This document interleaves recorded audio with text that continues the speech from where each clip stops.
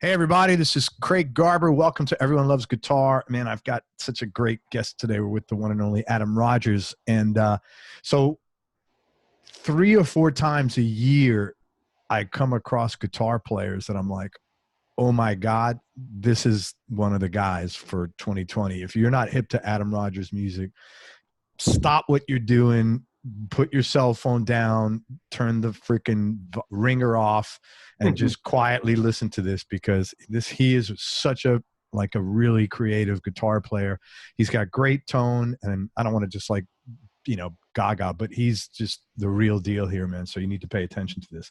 A couple of quick announcements. Because he's the real deal, it took me an army of people to get to him. So let me thank them all. Oz Noy, Pat Bergeson, Doug Womble, Avi Bortnick, Ben Monder, and then Miles Okazaki finally pushed the what is that?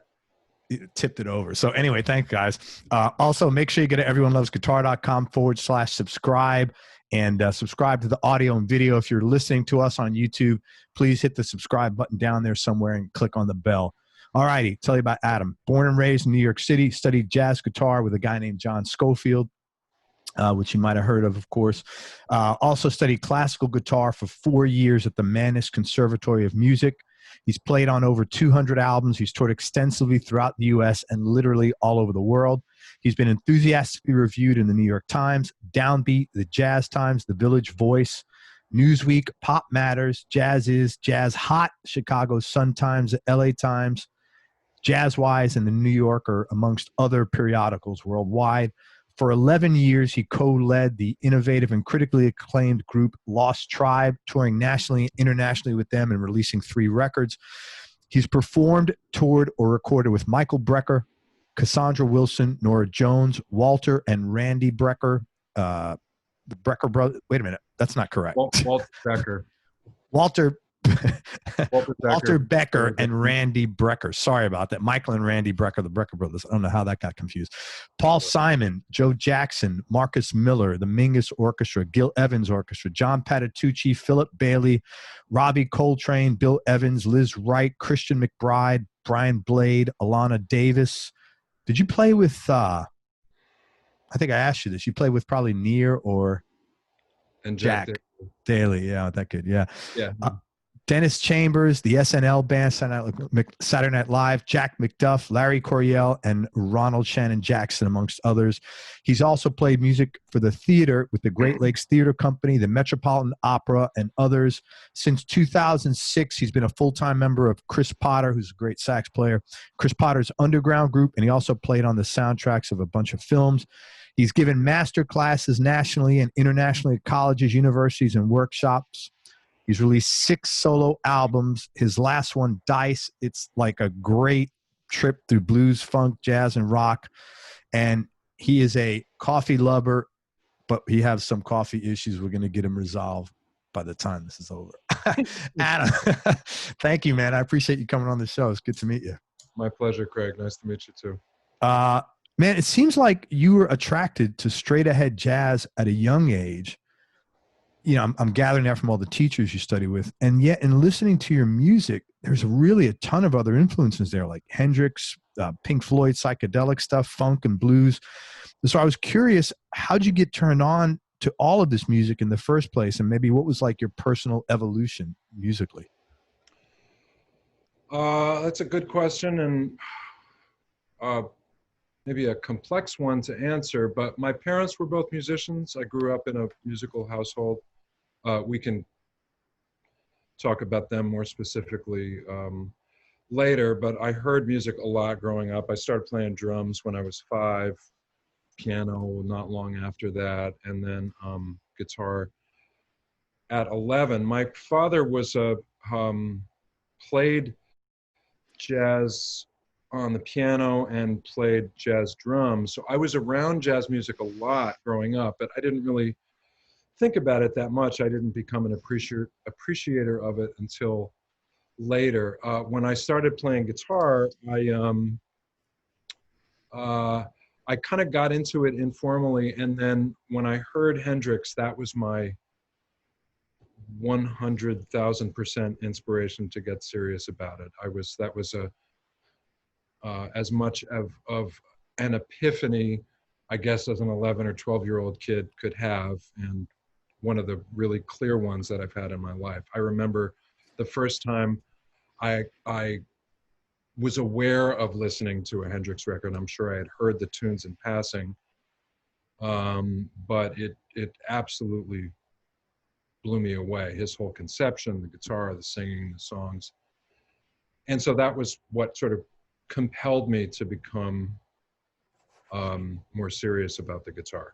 So I didn't get into trying to learn how to play straight ahead jazz until a few years later. So I started playing guitar when I was 11. I think right around, I had a friend who showed me Roundabout by Yes, Over the Hills and Far Away, Led Zeppelin, and Stairway to Heaven. And of course I learned Smoke on the Water. That was probably the first one. Because you could play it. One of the things that's cool about guitar is, like, after a couple of days, you can play something that sounds a little bit like music, as opposed to, like, violin or trumpet or something. Yeah. 5 years.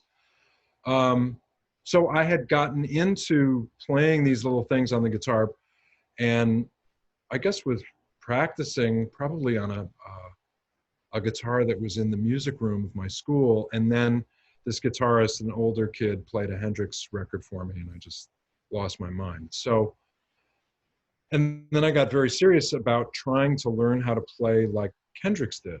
I would just listen to Hendrix records all day long. I didn't really have, I had one an early teacher who was really great, like the first guy I ever studied with, in LA, actually. My pops was living in LA, and I would go out there, and he showed me some things and was like a really great teacher of beginners. Wasn't like Ted Green or anything, was it? Oh, no. Oh. His name was, I don't remember his last name. His name was Steve, and he taught at this store called the Music Box in Pacific Palisades. And I remember he was sort of like a surfer type of guy, but I think he was a jazz guitarist, and his thing, I don't know why I always remember this. It seemed like his life's work was going into this long set of jazz guitar variations on the Munsters theme. So every week he would come in and he would play whatever he had added to this. It's actually a pretty cool theme to do that stuff too. Theme, but it was hysterical. He had this elaborate growing thing that with every week he'd have more stuff. But he was a great teacher. Like, he showed me really cool stuff that like he taught me how to play Little Wing. And then he showed me these little things that I think were really important to me, like patterns, like how to play Mr. Magic, Grover Washington, and this tune called Valdez in the Country that I think Ronnie Laws, I think it was like a big, kind of like instrumental jazz funk stuff. Anyway, he instilled a lot of good stuff in me as a fledgling guitarist. And then I would just listen to Hendrix records constantly. And I had a lot of records because I was into Zeppelin and all kinds of stuff. I got rid of all the records I had except Hendrix records. Like, this was I would do kind of crazy things like, it was like, okay, now it's just this. So I literally took whatever pile of records I had, which was really dumb, and I brought them to the bookstore on the Upper West Side, just said, here. And then I had this thing of Hendrix records. Was it. That was it. And I would listen to Hendrix all day long and just try to learn solos. So it wasn't until probably, maybe 14 or 15 that I discovered jazz, and I mean discovered not as a listener, but as a listener and musician, and found that I wanted to try to decipher what was happening and learn how to play it because I was so intrigued by it. What guitar were you playing back then? Oh, my first electric guitar was like a 70s Strat. That's pretty good. Well, I mean, it was just like what was cheapest at Alex Music on 48th Street. Man, that's really weird that there's nothing there anymore, isn't it? No, oh man. I walked up there one day not knowing, it was a weird thing that happened on 48th Street because Sam Ash eventually kind of bought the whole, I mean, they had, even in Manny's became a Sam Ash. So Sam Ash was the whole block for the last few years. If you didn't really think about it, it sort of looked like they were different stores, but they were just branches of Sam Ash and Rudy's, I think. And so when Sam Ash moved down to 34th Street, that was like it was gone. Yeah, that's crazy. So I went up there one day to get some strings, I think, and I'm a born and raised Manhattanite. And I turned the corner off off the avenue, and I just was standing there like, oh, it just killed me. Yeah. Sam Ash split, and they were renting all of those storefronts, and that was it. I know, man. Anyway, so I had I guess it was like a 77, this white Strat with a black pickguard that I sold to a guy from Iran. And because I don't know why I wanted to do this, but I bought a Gibson The Paul. Well, okay, so what was that all about? A 70s version of a Les Paul called The Paul. It was all, I think it was a friend of mine's, and I just liked it. It was a Les Paul all natural wood color. It was a nice guitar, as I remember. And then when I got into trying to learn how to play jazz, all I wanted to do was try to get like a hollow body sound. And I couldn't really get that on the Les Paul, so I sold it or traded it, and I bought a guitar that I still have. It's a Jimmy DeQuisto designed a line of guitars for the Swedish guitar company Hagström. Sure. Yeah. So I think they've become some slightly sought after guitars, but I have like an early 80s Hagström DeQuisto thing. The new Hagstroms are like geared towards metal, I think. I'm I'm pretty sure about that. Yeah, this is definitely not geared towards metal. Yeah. Very cool. Okay, since you mentioned Dice, that record, man, which is Adam's last record, it's called Dice. It's like first of all, your tone is amazing in that, man. What are you playing, and what are you playing through? Well, there were 3 setups on that record. For all the Strat stuff, I was using an amp made by a company called Divided by 13. Sure. A head that I was using around that time that's really nice, sort of, Voxy, Fendery. And then through a 212 cabinet, and I was using that, and as much or more, I have a 1971 50-watt Marshall small box. So is that Plexi? No, it's a metal panel right after Plexis. It's basically the same era, maybe, slightly different than a Plexi, but and that's kind of my go-to amp for that band, because it's it's the 50-watt version of what Jimmy played. Jimmy played super basses. That's not the reason I use it. It just sounds, it's extraordinary. It's a Marshall, but not like the later gainier Marshalls. It's got, so that the Divided by 13, and then the Telecaster stuff. That most of that record I played on this. I have a 1965 Stratocaster. That's my main Stratocaster. So that through those 2 amps, which I set up in the studio, both mic'd, and I switch between.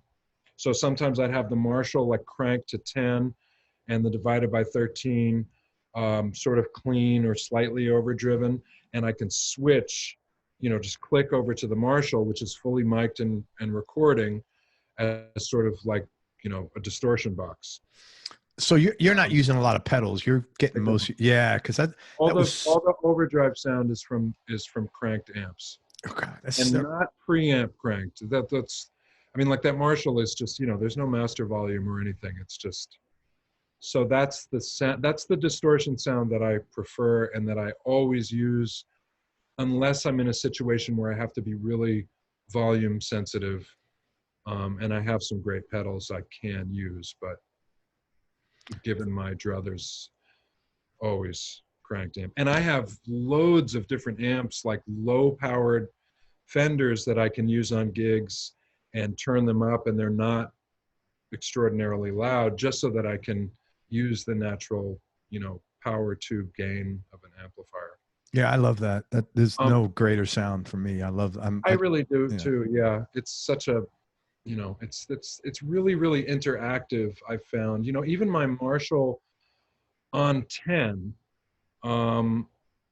if you play it quietly on 10, it's sort of clean. I mean, if you dig into it, suddenly it just explodes. It's a really, it's something akin to playing an acoustic instrument somehow. It's got this, it feels like you're sort of interacting with the electrons in the tubes, in a way. And it's compressed in all the ways that you would want it to be, but it's not an overly compressed sound. On that record also, I used, on the tunes that sound a little metally, there's a couple of tunes that are super, that's the Les Paul through the Marshall on 10. Not the Paul, you traded that. This is another one? That thing was, I have a Les Paul from 2009, a nice 1960 reissue Les Paul that sounds good, sounds like a Les Paul. And that through the Marshall with everything just dimed, as they say, like early Van Halen is really great. And then for the two tunes on the record, the cover of Crazy, the Willie Nelson tune. I'm just going to look at the record right now. Yeah. Yeah, the tune that's called The Mystic, which is like sort of Delta bluesy. Yeah, that and Crazy were my favorite tracks. Oh, thanks. Was The Mystic, what was that? What was that about? Because it says for Fred McDowell. That's Mississippi Fred McDowell, I'm assuming. Yes, he's somebody I've listened to a lot. I love his playing and singing. And so I wrote that tune sort of as like an informal tribute, thinking about him. There's a tune of his that I learned years ago, really beautiful. I think it might be called I Want Jesus to Walk With Me. I think that's incorrect, but it's something like that. And so that tune, the specific way that I play the guitar on that tune was influenced by the way he plays, and also sort of like Travis picking that whole thing. But that tune and Crazy are on I have a 1956 Telecaster, and I record that through a black panel 66 Fender Vibrolux reverb, with a lot of the spring reverb on and some slapback delay stuff. Now that I've spent 2 hours talking about the amps and guitars, an important element with regard to the guitar sound on that record is that I used a lot of room mics. Okay. So that the sound on that record is a combination of anything from 6 to 10 microphones.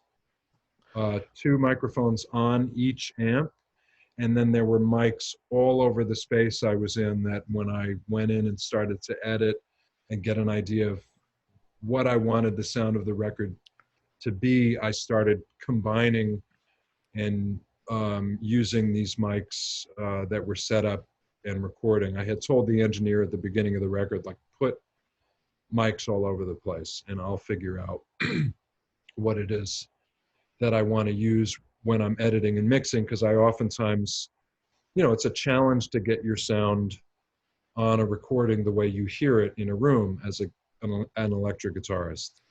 You did the mixing on that? Well, no, I sort of did the pre-mixing on it. I mean, the mix is sort of what I did, but I kind of got the guitar sound the way that I wanted it. As is somewhat typical these days, I recorded the record, And then I sat on it for a while before I had, you know, the time and resources to then mix it.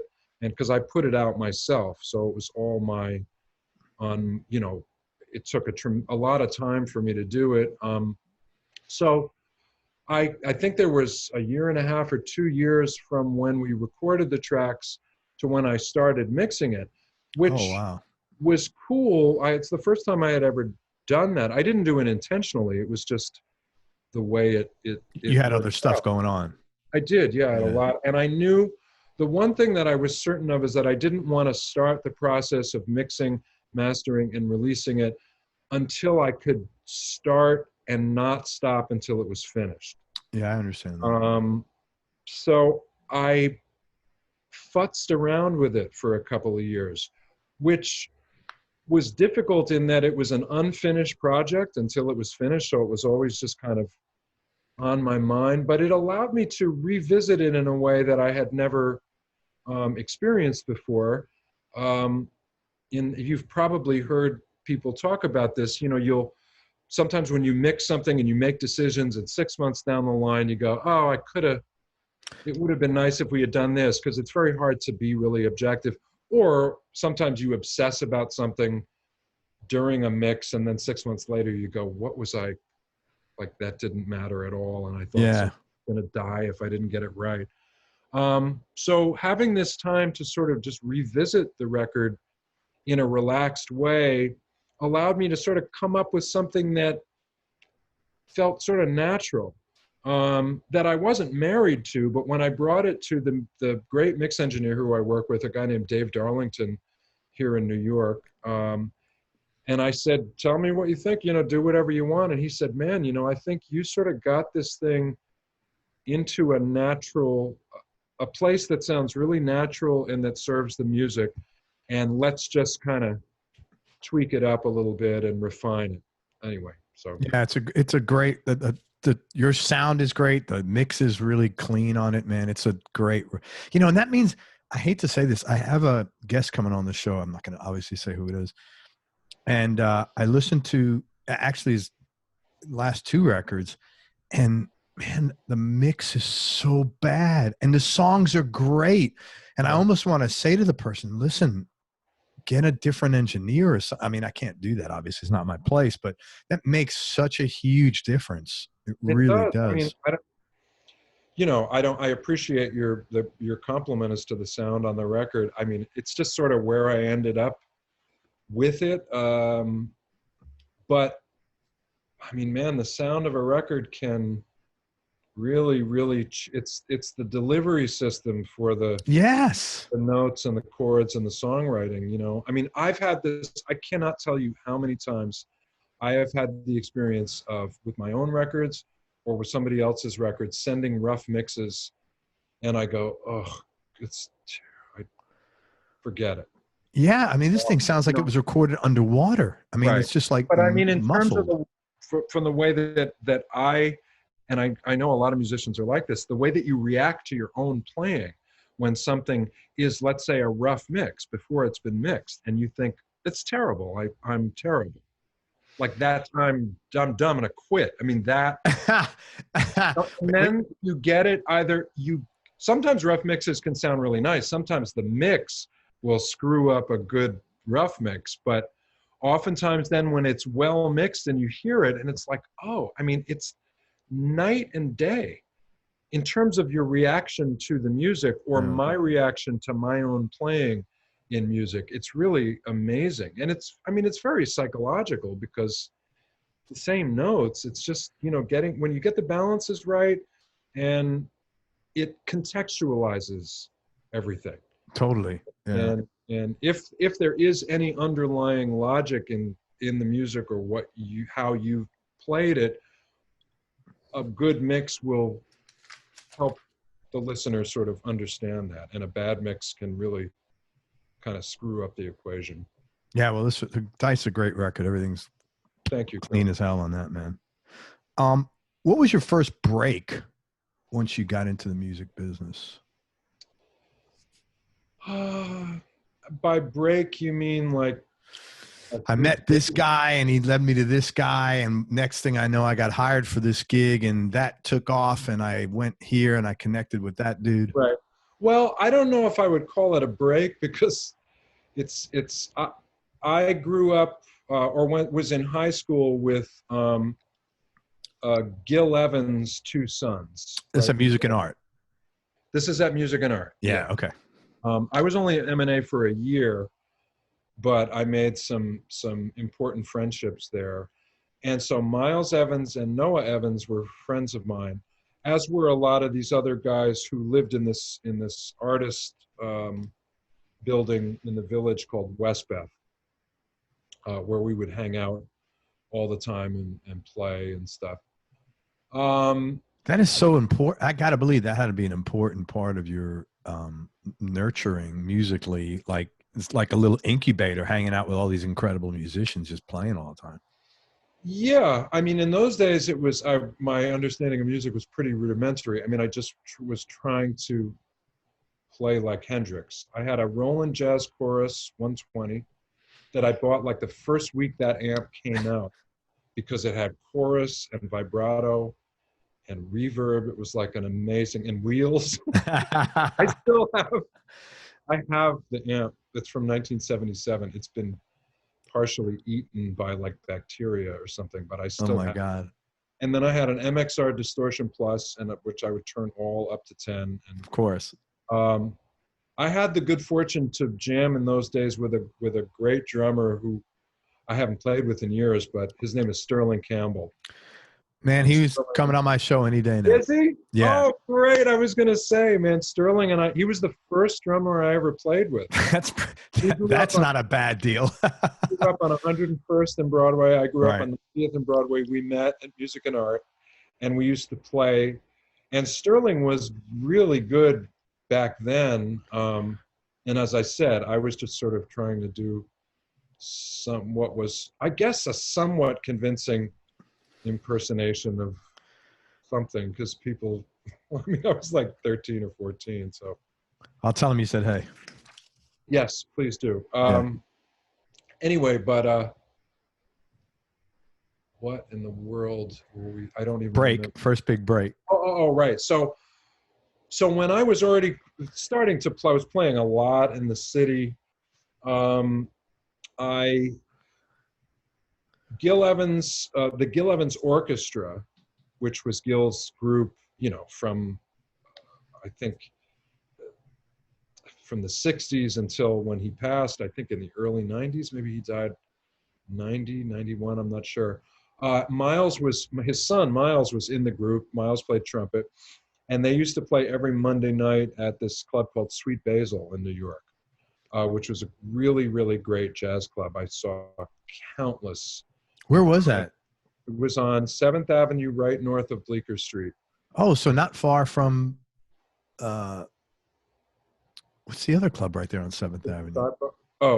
Village Vanguard? Yeah, Vanguard. Yeah, it was about 10 blocks south of the Vanguard. Yeah. But Basil's was a great, great hang. And every Monday night, the Gil Evans Orchestra, with Gil when he was alive, and led by Miles Evans after Gil passed, would play at at Basil's every Monday. And the Gil Evans Orchestra, it was a really fantastic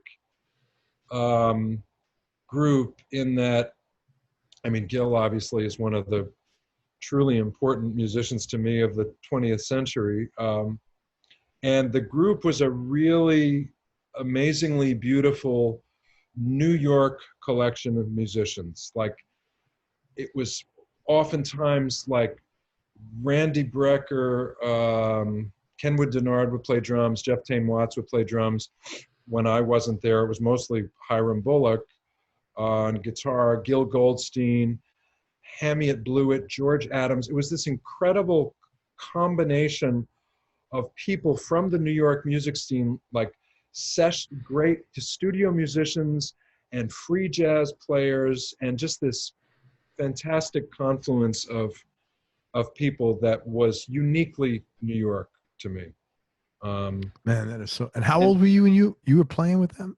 Well, I would go, Hiram wasn't around for on and off for a couple of years, and I would basically just go and like sit in anytime that Hiram wasn't around. I'd just let Wow. myself go there and go play. And That's some pretty big shoes you got to fill there as a young kid. yeah, but Yeah. I was so into it, man, and I met so many people from through that playing with that group. I mean, a lot of the most important associations that I've had, Gil Goldstein, the keyboardist, accordionist, pianist, accordionist, incredible arranger, started using me on things. Randy Brecker, I met through playing with Randy on the Gil Evans Orchestra. I played on Randy's my first record of his that I played on was as a result of, meeting Gil Goldstein and Randy in the Gil Evans Orchestra, which eventually led me to, playing with the Brecker brothers and playing with Michael Brecker. I think I met or was recommended to saxophonist Bill Evans through somebody in that group. I met Pat Metheny there. Everybody would come and hang. It was a Monday night gig. Yeah. So it was this incredible collection of musicians. And I'll never forget, Pat came down. I had never met Pat before. And he came up to me after the gig and was really complimentary. And I was like, wow, man, so amazing. And the next day, Pat called me at home and said, hey, man, I just recommended you for Jack DeJohnette's gig. Wow. And I was like, what?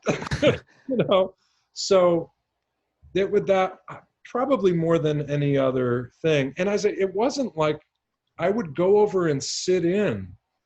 Miles was a friend from high school. And I mean, I think Miles liked my playing a lot, but it was a pretty informal gig. It wasn't like I got hired to go tour with the band. It was just this, but it was really, really important for me. And I loved, and also for me, I had, from a very young age, I would go down on Monday nights to listen to the Right. band as a kid, and this is like early 80s New York when, they'd let like an 11-year-old kid into a club and there was no IDing, it was like sort of anarchic in those days. So I would go there and to the Vanguard. I think I was probably 14, 15 years old. I was down there all the time. So when I started even informally playing with the band on Monday nights, it was like I had been seeing that band play when Gil was alive for years. So that was pretty important. And it was a place, Sweet Basil's? Sweet Basil, yeah. Cool. Thank you, man. That's a good story. So you were like a fan and you got to, that's kind of cool. Totally. Yeah. And I can't tell you how much, it was a very New York thing, and I'm a real New Yorker. So it was like a nice. Yeah. It's I mean, you can't get anything better than that, man. That's a ton of joy there, man. And everybody would come and hang. I mean, it was just filled with all kinds of people, and really, it was really beautiful. Anyway. All right. So I'm going to name some artists that you've worked with. Tell me how the gig came about and then maybe a cool or interesting story about working with them. Start with John Pattitucci. I'm totally connected to what we were just talking about. Sorry. No, not at all. Not through the Gil Evans. John, I knew John's work before I started playing with him. If memory serves, he told me he heard me on the radio on the Randy Brecker record that I just told you about, the first record of Randy's that I played on, which was sort of like a Brazilian electric thing that Gil Goldstein produced. I think it's called Into the Sun. Really nice record. Pattitucci heard me on a tune on the radio and called me to play with him at Birdland. This was like 98, I think, maybe 1998. So that was another, this way. That's pretty cool, man. The arteries from my association from, those days when I used to play with the Gil Evans Orchestra led to playing with John. So we did like a few nights at Birdland. with a group with Bill Stewart and George Garzone. I think I might have done that twice with John, and we really hit it off. You know, John is an extraordinary bassist and musician, and a, you know, really beautiful person. So, and then we started, you know, that started this long relationship that we've had where I've, you know, played on a few of his projects. It's trio record that we made called Line by Line with Brian Blade, and some tunes with Chris Potter. And then I think it wasn't John's last record, his second to last record, the Brooklyn record, 2 guitars, and myself, another really great guitarist named Steve Cardenas, and Brian Blade. And yeah, we've done, you know, since 1998, done a lot of stuff together, and then done a lot of other people's gigs, like other people's records and weeks at the Blue Note and stuff. So I love John very much. Yeah, there's some pretty good footage of you, John, Brian, and I don't know if there's anybody else on YouTube. Yeah. Was it Steve Cardenas? Okay. So yeah. Yeah, some good stuff there, man. Yeah, that's a fun group. And John is just, I mean, the dude is, he's ridiculous. Oh yeah. Beautiful human being. It's just one of my favorite people in the world, and such an extraordinary musician. When were you on SNL? I Like only a sub?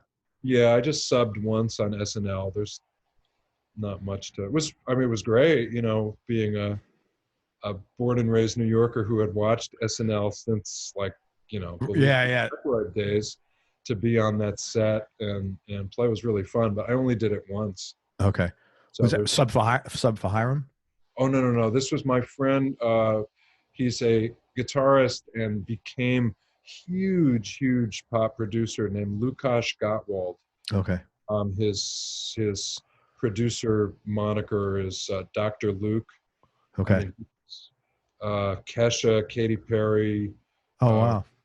Some of the biggest records in the last 15 years. He was the guitarist on SNL for 10 years. And I think before he left, he subbed it out a couple times, and I did it. Very cool. Alana Davis.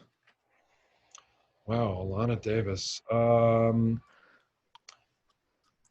Alana had made her first record. It's a really nice record, actually. I can't remember if it's called Blame It On Me, on Elektra. This is like 97 or something.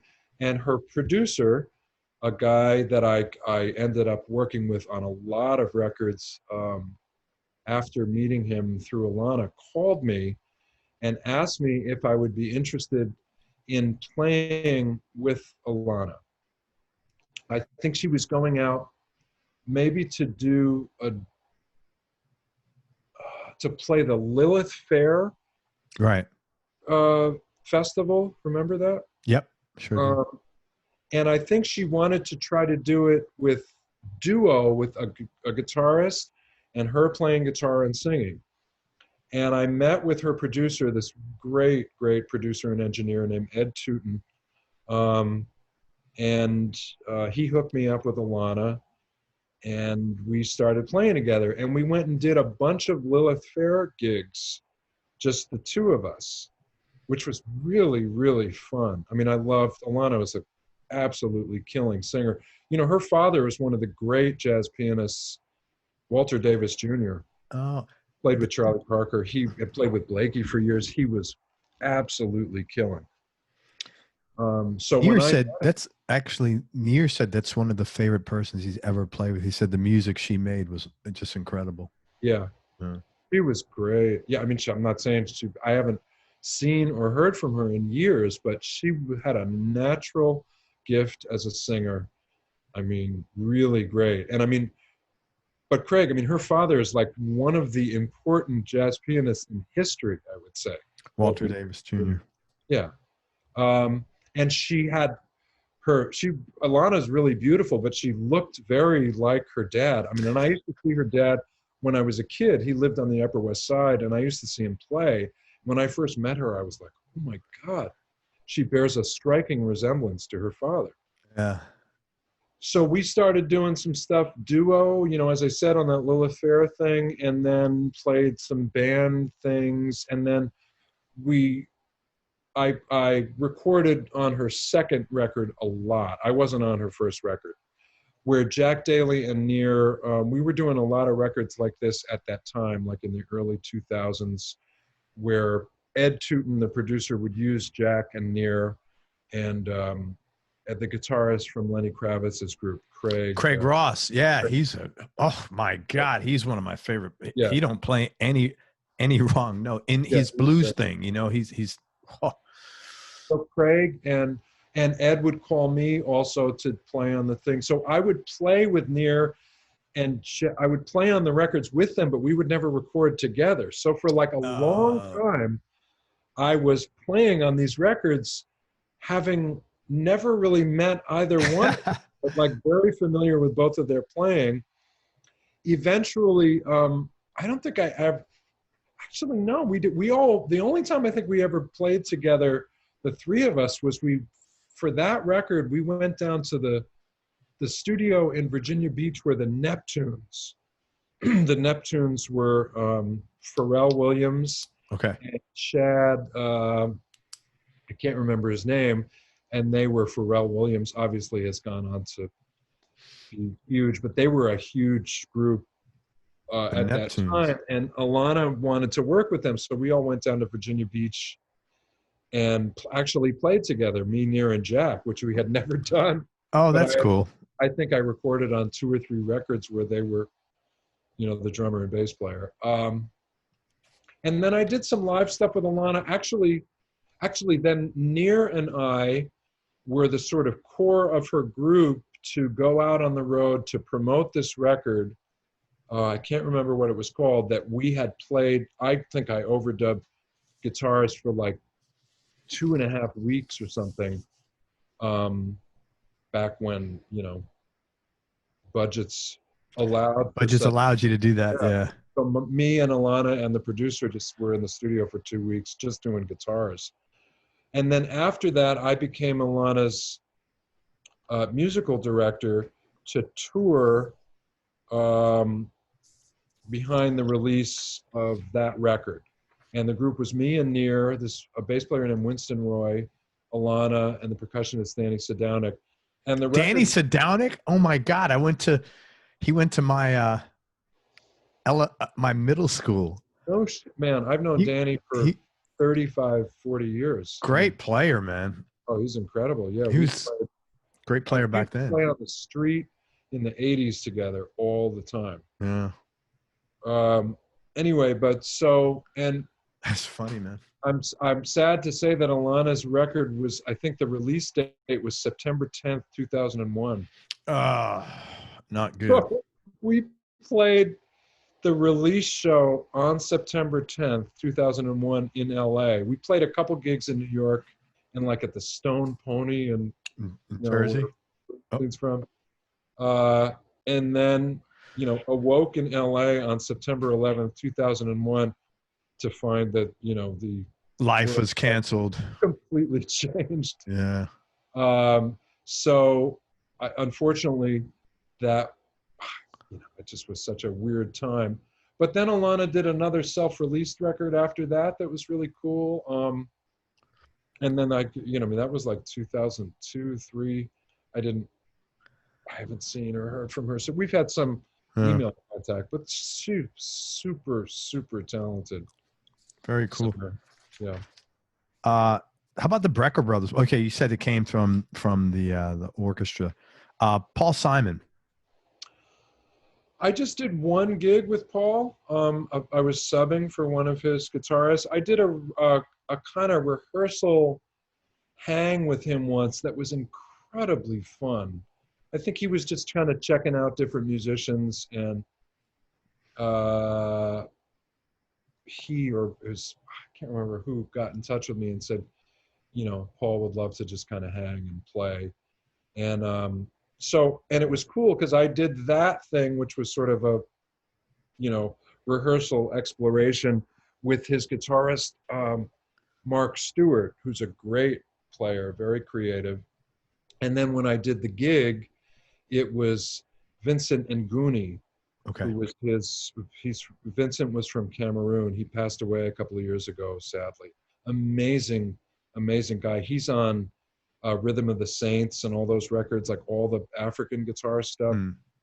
God, you got a great memory, man. Yeah. for this anyway. I mean, it's like, it's hard to recall. You're like, as if it was yesterday. That's pretty impressive. Yeah, I remember a lot of details about a lot of stuff. I don't remember why I walked into the other part of the apartment.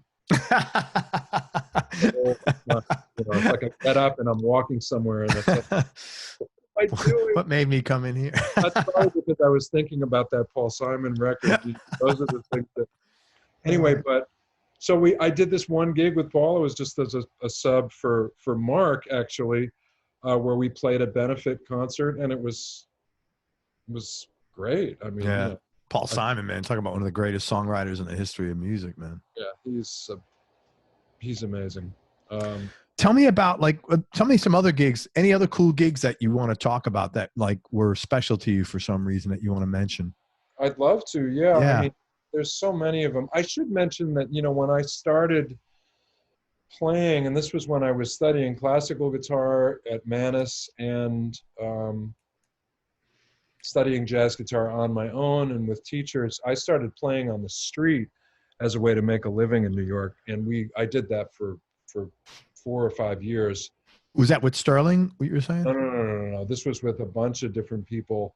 In those days, it was illegal, but if you had it figured out and the people that I played with had it down to like guerrilla tactic science. And we had a gasoline generator that one guy would have to hold on to for a week so that we could use big amps. You know, we didn't have battery powered amps. And we had spots that we knew you could play at certain hours before the police would shut you down, and that would, you know, where the yield would be greatest, you know, at lunchtime. And then there was another spot at night, and it was this very elaborate sort of researched. Where did you play? We played on Times Square, the building where the ball drops. Sure. 42nd and 7th. And this is mid-'80s New York, so Times Square was happening. Yeah. I mean, it was not. Yeah. Oh man, it was wild. It was in its full glory of, you know, pimps and dealers and crazies, and it was fantastic. And then we would play on 45th and 6th. We'd play at Columbus Circle. We'd play at the Tickets Island there. Yeah, sure. Yeah. That was a good place if you could play there. And there was a sergeant who we knew this, that if you started playing there at a certain hour, he'd come over and go, guys, you can't play here. And we'd go, okay, Sarge. But he would go, it was at the end of his shift, and he'd go into a bar across the street and drink. And as soon as we'd watch him go into the bar, then we'd fire it up again. And then he'd come out pretty juiced a couple of hours later, off duty, and come over to us and say, like completely forgetting that he had talked to us before, and say, guys, you got to stop doing this. And we go, okay, Sarge. By that time we would have made our, you know. Wow. Quota. Anyway, I did this for like 5 years, and it was incredibly important musical experience, performance experience for me. Who are some of the cats you played with? I used to play a bunch with the saxophonist Vince Herring, great saxophonist. I played a lot with this bass player named Hayward Earl Peel, sadly is not with us anymore. I played with my buddy Fema Efron, who's on the Dice record, who I've with since then, and this really great drummer named Zach Alford. Do you know who Zach is? No, but I talk to Zach too. Zach and Sterling Campbell were Bowie's main drummers from like 90 until I think Black Star. Zach played with the B-52s, Bruce Springsteen, Bowie a lot, on a lot of records, Billy Joel. And Zach was also from the Upper West Side. I knew Zach since I was a little kid. So, and Zach and I were part of this band called Word in the 1980s, and then me and him and FEMA would play on the street, trio. As a matter of fact, somewhere there's a clip on Entertainment Tonight of us playing on the street. Are you Zach and FEMA? Yes, playing like some. What would you play, like pop covers, like top? Play like funk, whatever was happening. We used to play that cameo tune Candy for like an hour. Remember that one? Boom, boom. I remember the only cameo tune I remember is the big one. Word Up. Word Up, yeah. Because I know the guy. This like completely the whitest white dude ever, Pat Buchanan. Do you know him? He played on that. He's like from Northern Florida. Yeah. He's a session guy, a very successful session guy in Nashville. But he played on. I was like, how the hell did you get that? He goes, I don't. He got flown out. He was, and he's the whitest white dude ever. It was quite funny that he was on that. Yeah. Anyway, yeah, and then we would play, depending on the groups, we'd play jazz tunes, we'd play funk tunes, whatever it was. It had to be sort of fast and fabulous in order to get people to stop and contribute to the cause. You wanted to. The whole thing. The great thing about it was learning how to sort of have control over your ability to wow people. Yeah, that's a great skill. Yes. Eventually it became, like, none of us. You have other options available after a certain point in time that you don't have to do that. Right. Well, I mean, regardless of, I don't think when I stopped playing on the street, it wasn't because I had a lot of other options. It was just like, I can't do this anymore. Yeah. 5 years is a long time. I think it was on and off for 4 or 5 years, but it was great. Do you happen to know a guy named Mark Ribler? No. He's a guitar player. He was playing down for 2 or 3 years. He played out way downtown with the Fulton Street Fish Market, South Street Seaport. Yeah. So I've met a lot of people have done that. Yeah. I just wanted to mention that because it was a very kind of important experience for me and incredibly colorful. I mean, the stories, I won't even go into it. I mean, the stuff we used to see was, music will elicit reactions from people. You got to tell a couple now, man. Of joy and of craziness. There was a guy when we were playing, this huge person kind of came up. I would always be on the right side of the drums, and this guy was staring at me, a shirtless, incredibly muscular guy with what looked to be a WBC the what do you call it? The thing like a wrestling belt? Championship, not WBC, like heavyweight championship belt around his neck, right? That's random. And huge, very intimidating looking cat staring, and he had a gold circle, looked like it was painted around his mouth, and he was staring at me like he wanted to kill me. Wow. And everybody we were very sensitive to what was happening on the street because, it was Times Square, mid-'80s. Yeah, man, that was a dangerous place. Yeah. But we were all, New Yorkers, so it wasn't like we knew what we were doing out there. But this guy, everybody in the band was like, this guy, we talked about it later, was looking at me like he was going to kill me. Wow. I don't know why, maybe he didn't like my playing. And I kept wondering why he had this gold ring around his mouth, and I was trying not to make eye contact with him and hoping he would just sort of wander off. And at some point, he kind of averted his gaze from me, took a paper bag, a can of gold spray paint, sprayed the gold spray paint into the bag, and then went. So the gold. Oh my God! So that's because he was a junkie, getting high on gold spray paint. And wow. And then I thought, well, this is it. If he had any ill intentions towards me, this will probably. And then he just sort of wandered off. How about that, man? Boys and girls, you learn something new every day. What you can get high with, I mean. Yeah, it's cheap. Oh my God. And then there was one. This was really good. That Nathan's, Nathan's, the Coney Island hot dog. Yeah, of course. Place. Yeah. There was a huge one on 43rd and 7th Avenue Mm-hmm. that was doing terrible business. And they had, as a promotional campaign, they sent 2 people out onto the street, one dressed as a giant hot dog and one as a giant hamburger. But giant hot dog, like this huge suit where the hot dog kind of came above the person's head and there was a cutout, like sort of like Eddie Murphy Gumby. Yeah, yeah. And then the hamburger extended probably 2 feet in either direction, you know, around the guy's body with like a sort of, you know, like a leotard around. And they would hand out things like, come to Nathan's. Anyway, while we were playing one day, there was an altercation where this gang of people were chasing the hot dog down the street. And the hot dog was running down the street screaming for help. And the hamburger was chasing the people who were chasing the hot dog to try to help his buddy out. And eventually the gang of people knocked the hot dog over and started to try to kick the shit out of the hot dog.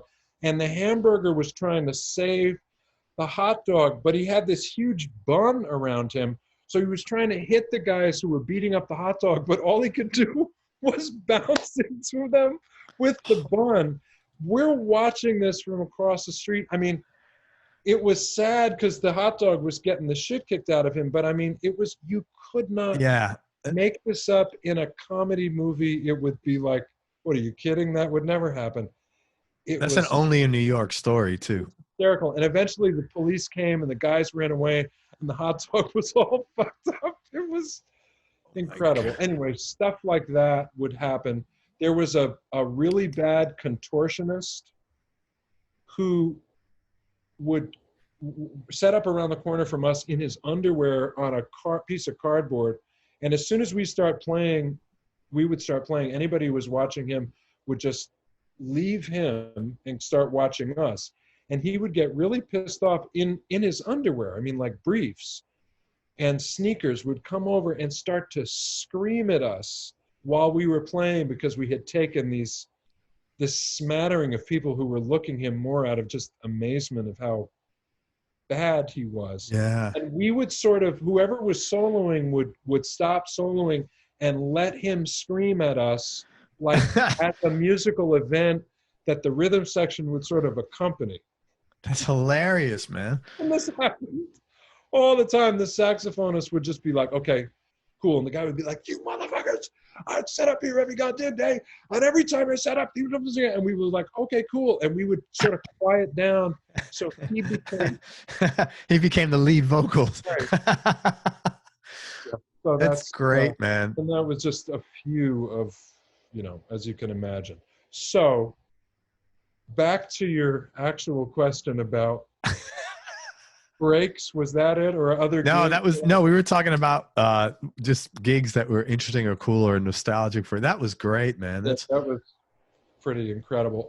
The first touring gig I had was with a incredible classical musician and clarinetist who was kind of renowned as a Jewish music klezmer musician. Mm-hmm. That I got called to do because of my familiarity with classical music and being able to play jazz and different things. And I toured and recorded with him for like 2 or 3 years in the early 90s. That was sort of my bread and butter. I eventually stopped doing it because it wasn't, you know, musically what I was really wanted to pursue, but it was an amazing experience because he was an outrageously gifted classical musician and clarinetist, and I learned a tremendous amount playing with him. Did you tour all over the place, I bet, as well? Europe, South America. I went to Russia with him in 1990. Wow, that's cool. Unbelievable. And not only Moscow. What's that like there? Well, I mean, it's completely different now than it was then. Then it was like, I mean, they were just coming out of it was perestroika period, you know, right? So it was still pretty hardcore communist regime. Man. Yeah, but I mean, it was like, it had descended. Whatever was good about the communist system, and it's sort of completely broken and was getting ready to become what it is now, whatever that is. So communist system. Yeah, but I mean, economically, now it's in a lot of ways a capitalist system. Then it like it had just sort of descended and kind of floundered. Even I'm saying whatever the positive things were. Yeah, I know there's a lot of corruption back then, and oh man, and it was rough, but it was amazing. I mean, we actually, I think it was the first public presentation of Jewish music in Moscow, like in a concert setting since the Bolshevik Revolution. Oh wow, so that was a pretty. Was it? I would packed. I bet it was, and with people who were, you know, Jewish people, it was incredible. For people trying to like pull our hair out and shit, it was wild. That's and pretty we wild. went to Minsk in Belarus and areas. This was in 1990 that were not that far from Chernobyl. I learned later. You know, I was like, wow, were we eating the salad there? You come back glowing or something. Right. Yeah. I came back a third arm. You know, it's funny. I just looked. Do you know this place in the city on the Upper West Side? I do not. Yeah. This is like, I took my wife and kids. We were there 15, 20 years ago. It's still around. It's just a really Fred's. Yeah. My dog was called Fred. So we gravitated to that. And it's just a cool bar. But I mean, it was bar. It's still around. Bar, breakfast, lunch, dinner. It's just, you know, what a typical bar in the city up in the 80s, I think. So anyway, that playing with Giora was, I always like to talk about him. His name was Giora Feidman because it was really outside of what I had done before and since, even though I had played a lot of classical music and chamber music. It was clarinet, classical guitar, and acoustic bass, and like 2 mics. So it was like really, really exposed, playing in big concert halls all over the world. It was. What a great first gig, man. I mean, really took you out of something. I mean, you learned so much in every front, like musically, touring, I'm sure, you know, life experience, traveling. That's really great, man. Yeah. And he was a sort of from the old school classical, like really, really demanding, unforgiving, you know, learned some really, really important musical lessons, kind of universal musical lessons from playing with him that I don't think I would have learned from another person. That's Stuff great. that that has stayed with me dramatically until this moment. You're pretty disciplined by yourself, though. I mean, I get that vibe that you're very, I mean this in a good way, like you're able to discipline yourself very well, it seems. I don't know. I don't have any other reference points. I mean, I guess so, yeah. I mean, it doesn't seem like that to me because my practice regimen and the way that I work on music just sort of comes naturally to me. No, but your barometer is your bar is pretty high for your personal expectations. I would say so, yeah. Yeah. I mean, I guess, again, I'm not very objective about it, but I know what it feels like. I mean, man, I studied classical music super seriously, you know, and practiced like a lunatic when I was a kid. So I have a lot of reference points. I'm not alone in this, certainly, for what it feels like to be playing, you know, at a high level within my ability to do so. Like I know what it feels like when I have my pistons firing. So I get frustrated if I can't come up to something approaching that level physically and mechanically, which allows me to be creative in the way that I want to be. Yeah. You know, and I'm also aware of the fact that if I'm struggling mechanically, that can yield things too. You know, Interesting. It can. And I had an experience. I think this was with one night I was playing with the Gil Evans Orchestra. It's 29 years ago. And the set was over and I thought it felt terrible. But, you know, happens.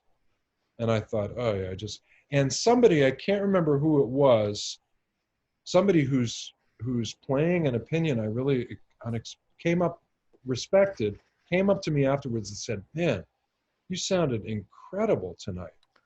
And I was like, what? And I realized, you know what? I I'm saying you, meaning you really don't know.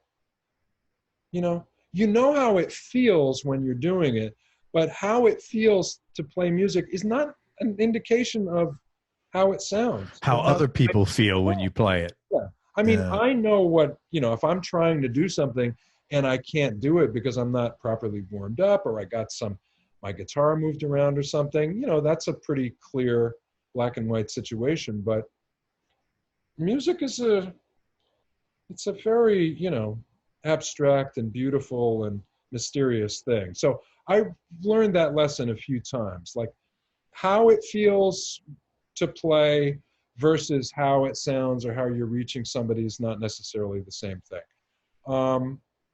And you have to be sort of open to those things, that maybe if you can't do a certain kind of thing that you want to when you're playing, you can explore something else. Maybe it means you have to play less. For people who can sort of play fast and virtuosically or whatever, I think like things that you come up against, like technical limitations, can be very good for you, that can make you struggle and kind of be a little more, maybe, I don't know, technically vulnerable or musically vulnerable, where you have to try to find squeeze something else out of your instrument that maybe doesn't require this high level of facility. But you know what I mean? Did that help you, learning this several times? Did that help you be like maybe more forgiving with yourself?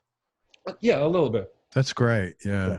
And I'm not, because I don't think, I still am terribly unforgiving with myself, I think, but it helped me, I think in the sort of natural path of maturing as a musician, where you go, all right, like it's not, first of all, none of it is going to lead to death or sickness, right? Yeah, man. You realize that about mistakes you make or whatever. It's like, well, I remember Bill Evans said that the drummer and bass player on a tour we were doing were arguing every night about where to put the pocket and this, that, and the other thing. And it was a shit vibe. And Bill goes, guys, nobody's going to die. Nobody's even going to get sick. I was like, that's right. It's the most important thing in the world, in a lot of ways, but not really. Yeah. To die or get sick. That's pretty cool, framing it like that. Yeah. And having said that, while it's going on, it's the closest, it's church to me, it's the closest thing I get to, the sort of, to church or temple or mosque. So, I think that you have to take it. I'll say for myself, it's important for me to take it that seriously to get to certain places. Well, that's a critical thing. You can't become successful casually, man. You don't become casually successful. No, in anything. You got to be fucking serious as hell about whatever it is.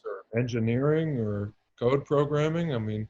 There's a lot of people trying to figure out how to do this, and not that you should do it because of the inspiration of competition. I've always been a pretty competitive person for some reason. I'm not sure. But my greatest sort of competition is with myself. Yeah, I get that, man. And man, I'm telling you, I don't have to. No, tell me, man. Gospel by Adam. Let's hear it, man. Hallelujah. The people who inspired me to do this were extraordinary artists. John Coltrane, Charlie Parker, Miles Davis, Sonny Rollins, Jimi Hendrix, Beethoven, Stravinsky. These are like giants, man. I'm trying to get to that. I never will, as far as I'm concerned. But that's what I compare. I don't want to say compare. That's the barometer that is sort of, the soundtrack that's playing in my head. So when someone, what do you think of this? And it's like, it's okay. It's like, it's okay. Have you listened to a John Coltrane record lately? Of course. Yeah. Oh, no, not lately, but I've listened. And I don't mean you. Yeah. Oh, when you talk, I get it. A jazz record, it's good. Yeah, that's really nice. Like, And have you listened to Crescent lately? Or A Love Supreme? Like, and that's what you came up with? I don't know. I'm not saying, Mike, I've done anything. Yeah, I'm yeah. as a listener, like, and I listen to those records regularly. I listen to a lot of old music, you know, and that's like, I'm like, wow, this shit is heavy. Man, And for whatever it's worth, every one of these guys who told me that I needed to get you on my show was like, this is the guy that you need to have. So whatever you're doing is working. Thank you. Yeah. I'm just saying, like, you know, those are the people who made me want to play music. All these people I just mentioned, they're still, that's my reference point, you know? Yeah.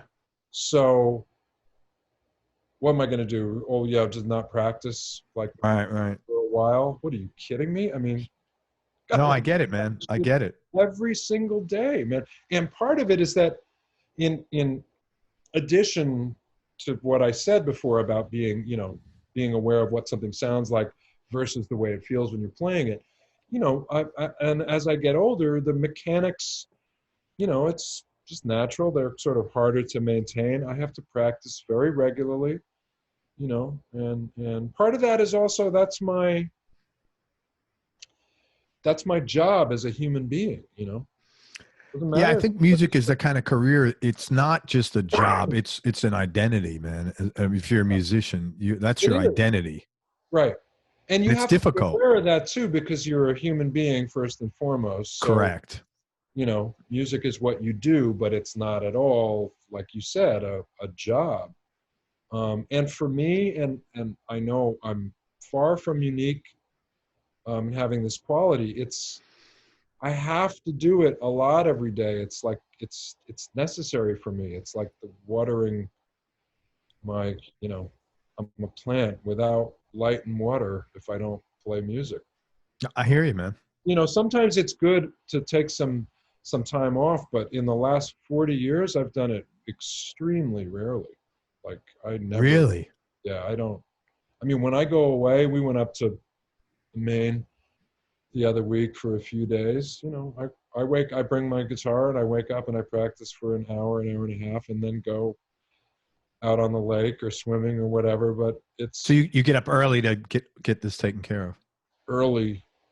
But it's your priority to take care of that, and then the rest of your day is available. I do it a little every day. So for me, what happens is if I take a few days off, you know, the musculature just sort of, and it just takes a lot of work to get it, you know, it takes a few days to get it back up to where it was. Whereas if I practice a little bit every day, I like doing it, you know, and also I like, you know, like when if I go away somewhere and I bring a guitar, the environment I'm in usually yields something, you know, I might discover something because I don't know. You're on a lake in Maine instead of on the Lower East Side. Yeah. So, you know, that's sort of natural for me, and the discipline part of it, I think, is that I do it whether I want to or not, you know, and sometimes I don't. You know, when I'm practicing scales and warm-ups, I don't necessarily feel like doing it, but I just force myself to do it. Like, we're, you know, as artists, I think we're fortunate, you know. It's not luck. I mean, I've worked my ass off on this. Hell. So we're very fortunate to be able to do this. And for me, my job is to practice every day, whether I want to or not. Like, that's what the universe is like. This is your gig. Yeah, yeah. You know, you owe somebody this, you know.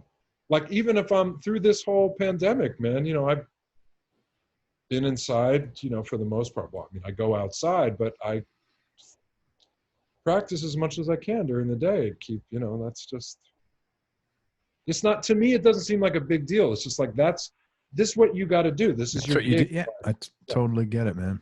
You got to keep there's a great, if you've ever seen this thing, like Thelonious Monk's Rules. I just saw this like 2 or 3 weeks ago.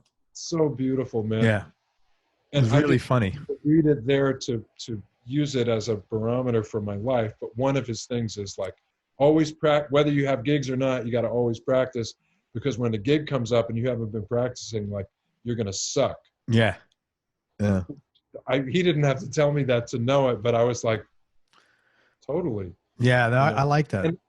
And there's nothing that I can do, and I've talked to other musicians about this, that will simulate performing. You can practice all you want, but if you haven't played a gig in months, when you go out and you perform, it's almost like they're different muscles. You know, practicing and performing are not the same things. You know, another guy who practices a lot in the city, as a matter of fact, do you know Jim Campolongo? Yeah, I've played it. Yeah, he's incredibly, he's very disciplined like you are, man. Really disciplined dude. Right. Yeah. Well, I'm for the most part, I enjoy doing it, and it's not something I have to. No, it's not like cracking the rock, a boulder, but yeah. Once in a, sometimes it is, but most of the time it's just like, yeah, this is what I got to do. Anyway. Well, you do it well. Thank you. Man, what were some of the low points or dark periods you've had to deal with, and how'd you get through them? I think there were periods, not a tremendous amount of them, where I didn't, have a lot of work, or, combined with some other shit in life that was a bummer, that, I basically tried to do things that were an antidote, positive things, but for the most part, just fucking white knuckled my way through them.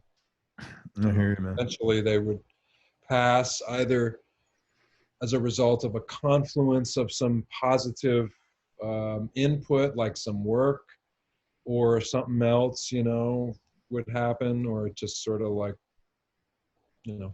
so I don't know if it was anything really unusual. I think around the time I turned 30, I went through a period, that was hard, where I think it was the first time I ever thought, oh man, maybe I could just like move to Fiji and be cool, And I think part of it was a bit of an existential crisis, but really, really good, because I had never, since I started playing music, even entertained the idea that I would do anything else at all.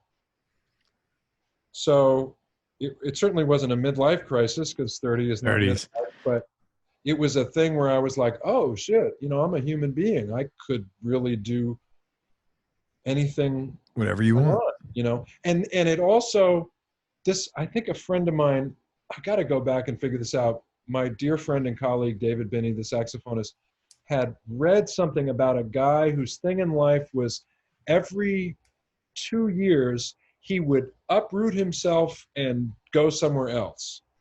And he was a very, very smart guy who would quickly sort of rise through the ranks of whatever particular profession he was doing. And I think like finance and various things, that he would cut all ties and go somewhere else. And it was like his goal was to have as many experiences as a human being that he could have in his life. Right. It sounds great. I don't know, whatever, if the guy was happy but around that time, I remember thinking about this, like, wow, you've been so dedicated, like a lot of people are dedicated, as you have to be, to a very difficult craft in a competitive field. You have to be very focused and work on it for years. But around that time, I think I started thinking, man, maybe you should just move somewhere else, just to have a different experience of life. I sort of felt like maybe I was limiting myself. And it was an important thing to go through, because I had never had anything like that. I'd never felt it was just like, you do this, you do this, you do this, always. And then ultimately I didn't move somewhere else and just continued to do what I was doing. But it was a good, sounds like you hit the pause button for a second. Well, it wasn't intentional, It was like something paused, like I said, I didn't have a lot of work, and there was time to think about stuff, and it raised some questions that I think, I'm not sure that I came up with answers for them, but it was good to come up against those kind of questions and then go, okay, well, no, I'm still really dedicated to this, but, you know, I'll forget what there was somebody who made a great quote about depression, like, something like depression is a gift. And I don't mean that could sound a little insensitive to people who face clinical depression. Yeah, but I understand what you're saying. It forces you to sit and sometimes look and look at things and maybe learn. you're not happy and maybe you do need to make a change. Absolutely. Yeah. And I think that you know, everybody should not become clinically depressed, but have periods, I think, where maybe everything just sort of goes punk and you can go, oh shit, like, you know. I think that's life anyway, man. It is. I think it happens inevitably. Whether you want it or not, it's going to hit. Yeah, it's just a question of how often. It also feels like something like being outside of your comfort zone. You know, if everything is always, yeah, you're great, here. Yeah. Keep doing what you're doing. Maybe you never have the opportunity to go, shit, is what I'm doing what I want to be doing, or did this just sort of happen to me? And you know what I mean? Like, yeah, I know exactly what you mean. Right. And I know exactly what you mean. I never changed careers, and I think I'm fortunate, as a lot of us are, as, you know, people who have a job that takes them all over the world. You know, I've had some experience in seeing how people live in different places, and also I'm fortunate to have grown up. Even though I've been in one place my whole life, it happens to be one of the more epicenter of the world, man. Yeah, well, you can say that. Yeah. The pandemic too. Jesus. Oh my God. Let me tell you, man, I feel for you guys because, like, I can go out on my patio, smoke a cigar, have coffee, iced tea. I got a roof and a fire escape, so that's thank God you got that, man, because there's, like, I couldn't imagine, you know, being like a young parent, for example, with 2 kids, you got to homeschool, and you and your. I have had it super easy. I mean, that would be. It's my normal life times about 3, because I stay in and work on music all the time when I don't have to go out and perform. Yeah. But we have friends who have a couple of kids. I mean, and they're homeschooling them, and they're both, you and your spouse have to work from home on top of that. That's got to be high level stress. Or you got a couple that doesn't really like each other, and now you're fucked. You're 24/7 in that. I know. Yeah. It's been a good. That's got to be. My partner and I like each other a lot, and we've been really enjoying. Same here, man. Yeah. I mean, love each other a lot, but no, but like and love is different. Like when you have fun, there's some, and love is different. I've learned everybody has a different definition of love, but when you like laugh together, man, that is like, that's having a good time, man. Yeah. And we both at the beginning of this thing said, all right, well, you know, we probably never spent this much time together since we've been together. We've been together for a long time. We've had a blast, man. Yeah, that's cool, man. Oh, Craig, you know, you were asking about memorable. Yeah.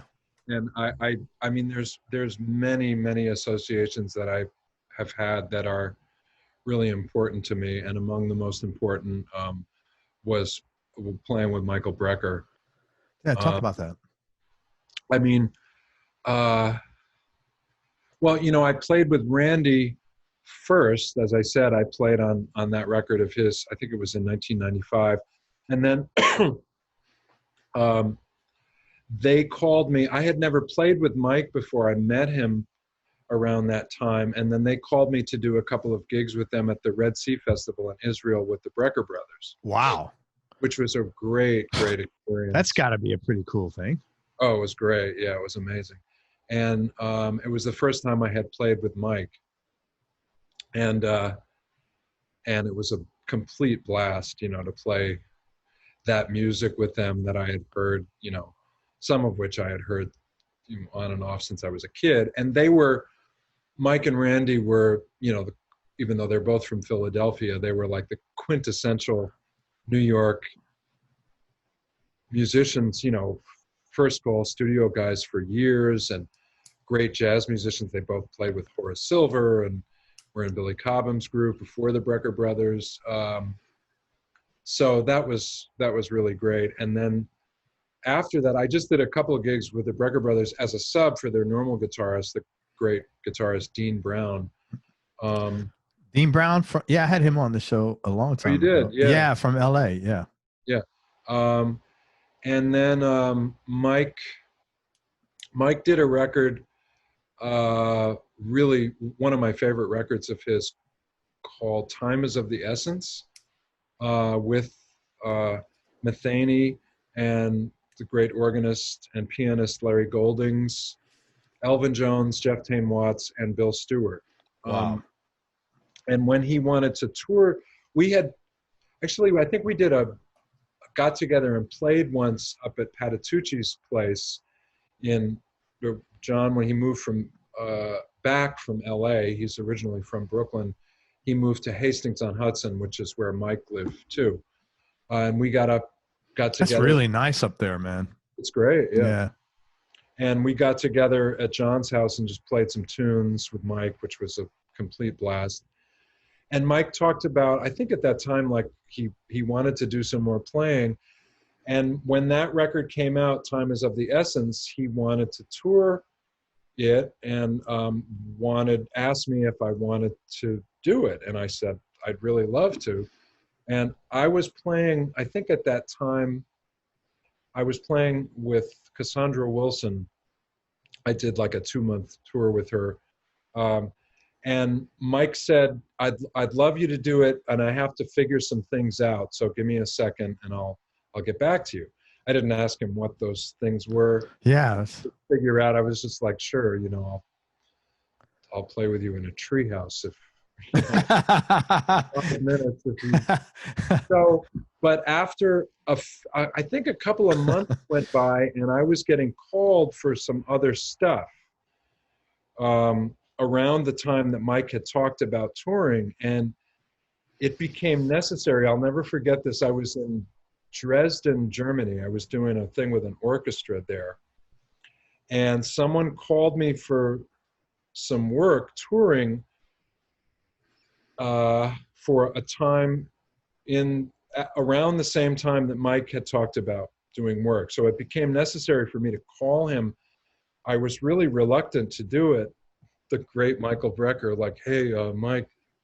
Is this going on or not, man? I mean, what's like, the deal? Shit or get off the pot. Yeah. Right. So I called him from this hotel room in Dresden, and it was, I love telling this story. It was really funny. And I said, Mike, I want to play with you more than anybody in the world, but if you're going to, if I can, I got to take this other work. And he went, well, I'll tell you what the problem is. He said, I can't figure out whether I'm going to do the group with drums, organ, bass, or drums, organ, and guitar. Oh. And he said, what do you think?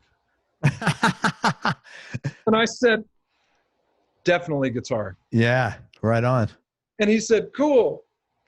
And then we laughed hysterically because he was being sort of facetious, like he's asking me. Right. And I said, of course, in an organ group, it's typically without a bassist, right. Organ, it's classic iteration.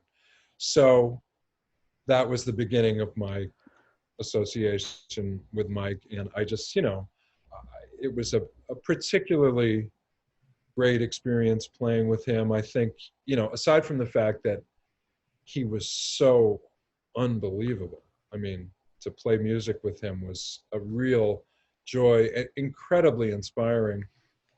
I hope Pat would be cool with me telling the story, but Pat Metheny once said to me something along the lines of, he said, Adam, you and I belong to a select club of people. And I was thinking at that time, like, what club is that, Pat, that you're part of that I also belong to? And he said, we're part of the club of guitarists who had to play a solo after Michael Brecker played a solo.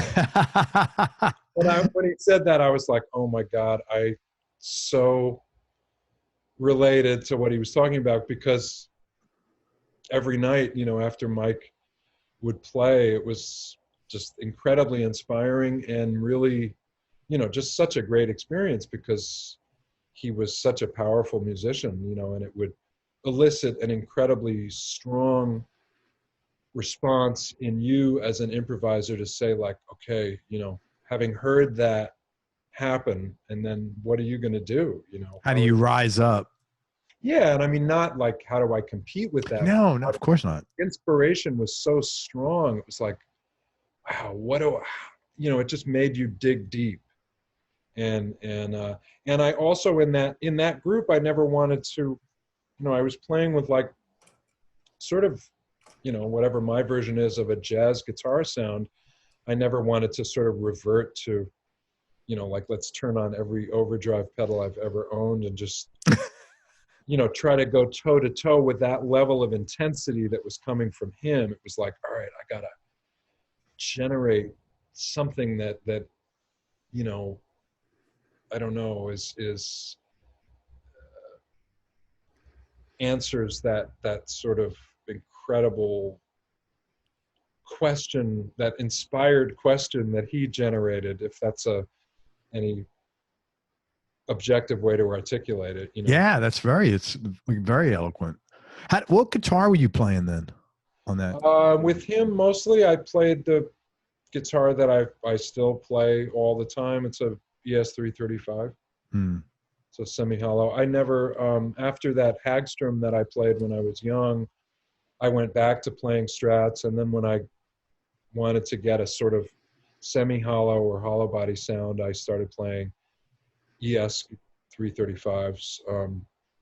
So that's what I would use with him. And yeah, it was just the incredible joy to play with him, and also to spend time with him. He was an extraordinary person, really, really incredibly bright, and, you know, just such a wealth of experience as a musician, obviously a brilliant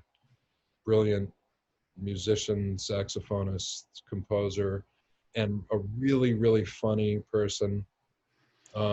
Somebody who I miss greatly. You know. Most important thing you learned from him? Doesn't have to be music, even if you don't want. That's a hard question to answer. Humility, you know. And, wow. He was a very, very humble person. Very, very kind of notoriously self-deprecating. You know, was typically really, I mean, I think it's okay to talk about this, you know, unsatisfied with what he would come off stage after just blisteringly ridiculous playing and just go, oh, I couldn't play. And we'd go, what are you talking about? That was unbelievable. But once in a while, he'd come off stage and have an air of sort of satisfaction about what he had done.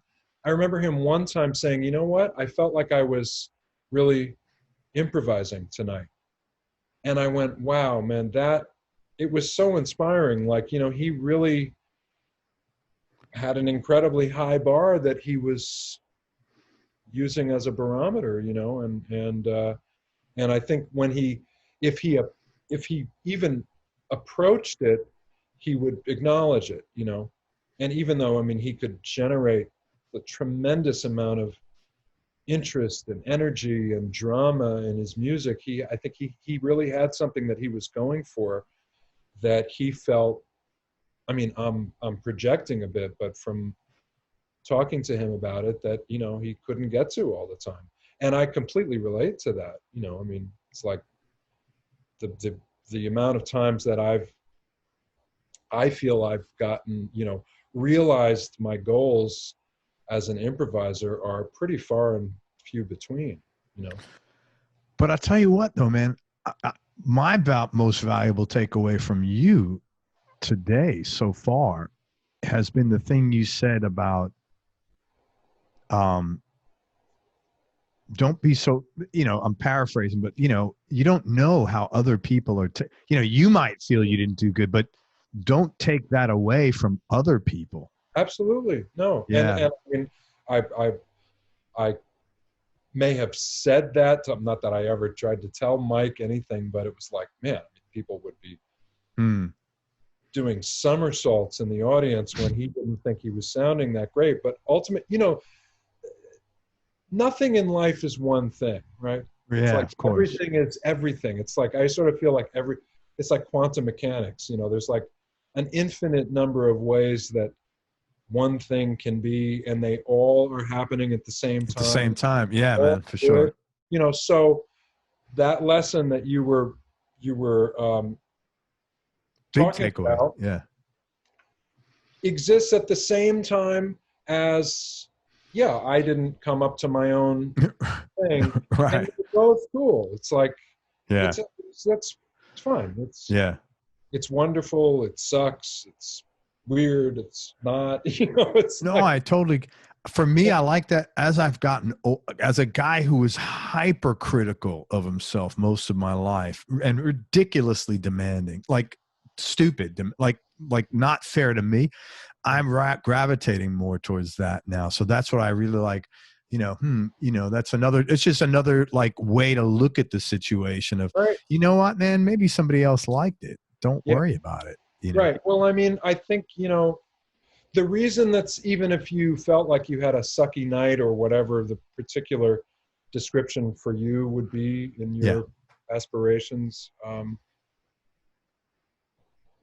realizing that and adding that to the stew, if you will, is really important. And I don't think it should also not be the thing that's like, oh, cool, I can just not practice for weeks. And yeah, like, that's a separate wiring mechanism, right. Really. That's like kind of mutually exclusive. You're either that guy or you're not. And you're not, if you're that guy, whether someone compliments you or you have a good night or a bad night, that is a separate issue. Yes, and I think the thing for people maybe like us, I'm saying based on, you know, what you described, your own experience being, is that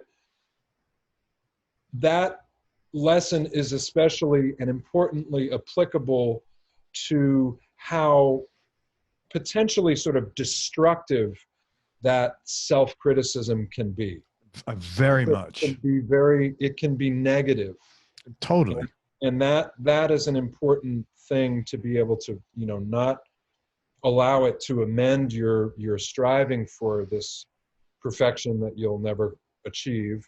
Yeah, the unrealistic bar that's always rising higher as you're rising higher. But not just beat the shit out of yourself. Right. You know, I've learned that I remember being in the studio in the mid-90s with my colleagues working on a record and making everybody nuts about some tune with my solo and getting the melody perfect. And my buddy, who was my colleague in the band, was like, you are driving yourself and all of us nuts. You're making crazy. And I realized that my experience in the studio up until that point, a lot of it had amounted to, based on this sort of obsessive mindset that I was in, it was becoming a shitty experience for me. Yeah. And I realized, okay, you got to kind of like cool this out, because, and so that I say that with regard to that. Yeah. Like, you know, oh, I sucked, and that whole thing of like, wait, you don't know that you sucked. Somebody else might have gotten a lot out of it. You know, you're never going to completely suck because you just worked so hard on this thing. You know, there are levels of inspiration and stuff, but Mike, you know, he was humility, and also, you know, kind of, he was I think a great examiner of his own attributes as a person, was a very reflective person. I think I learned a lot about that from him. You know, and also I think that from my vantage point, he had a great life. He had a great family, and a lot of stuff happening outside of music. As obsessed as he was with playing, I mean, you know, his abilities on the saxophone were so Herculean. I mean, like, you know, he worked so hard, but he also was, you know, he was he had a rich life as a human being. And I think, you know, not that it was a lesson that he tried to impart to me, but just witnessing. No, but that's important, man. That's really important because, like, you know, that old thing, you know, when you're on your deathbed, you're not thinking about how much work you got done. No matter, even if your work is as a musician, there's got to be something else, man. And Mike was such a great hang too. I mean, we spent a lot of time together, joking around and talking about stuff. Very, very, very intelligent person. Was always interested in. Was a real. He had a real exploratory. He was always exploring new things in music, so he was fascinated by stuff. I remember this was a funny moment that we were in somewhere in Italy, in this dressing room area that was almost like, it was like a, sort of felt like a public school or something in the middle of nowhere in Italy. We were getting ready to go up to do the gig, and I was trying to learn this Stevie Ray Vaughan lick. I love Stevie Ray, and I had figured out this thing, and I was practicing it, and Mike, who was practicing in the other room, he came in the room with the saxophone, he goes, "What is that?" And I said, "It's the Stevie Ray Vaughan thing." And he goes, "Show it to me." And I was like, "Well, it's a guitar thing. What do you got?" And I said, "I don't care." So I did the thing, which was like, you know, one of these very guitaristic, bendy things. Mike learned it in about a millisecond and played it on the saxophone exactly, like with all the birdie, those bend things. And when he played it, it sounded like something that Mike would play. It sounded like one of his. And I said, "Mike, that's crazy. That sounds like something." And he said, "Man, where do you think I got all this shit?" It's from electric guitar players. Like, he transcribed blues and rock guitar players. And I realized that there were these things that he did, like these things that he would use that, you know, became a part of his saxophonistic language. That I was just like fascinated. Anyway, that's really interesting. Yeah, at the end of his life, he was really he was studying Balkan music. Like, he was studying with these guys down here in Queens and was writing all this music with these crazy things like in 13/8 and stuff. Anyway, so my association with him, both musically and personally, was, you know, one of the really incredibly special ones in my life as a person and as a musician. He was an amazing guy. Thank you, man. I appreciate you sharing that. It was a great share. Thank you. Who said, tell me, no one's going to die, no one's going to get sick. Who said that again? Bill Evans. Bill Evans, right. That's it. Gil Evans said it to these guys in the rhythm section. Yeah, that's great. I love that. All righty. This will be a tough one for you. It'll be interesting for you what you're going to say. Top 3 Desert Island discs. No particular order, just for right now, this minute. Those are hard questions for me. I know. I'm not much of a list guy. Jimi Hendrix Band of Gypsies. Mm-hmm. Period. Oh, God. I mean, I have to pick one Train record. That's a real tough one.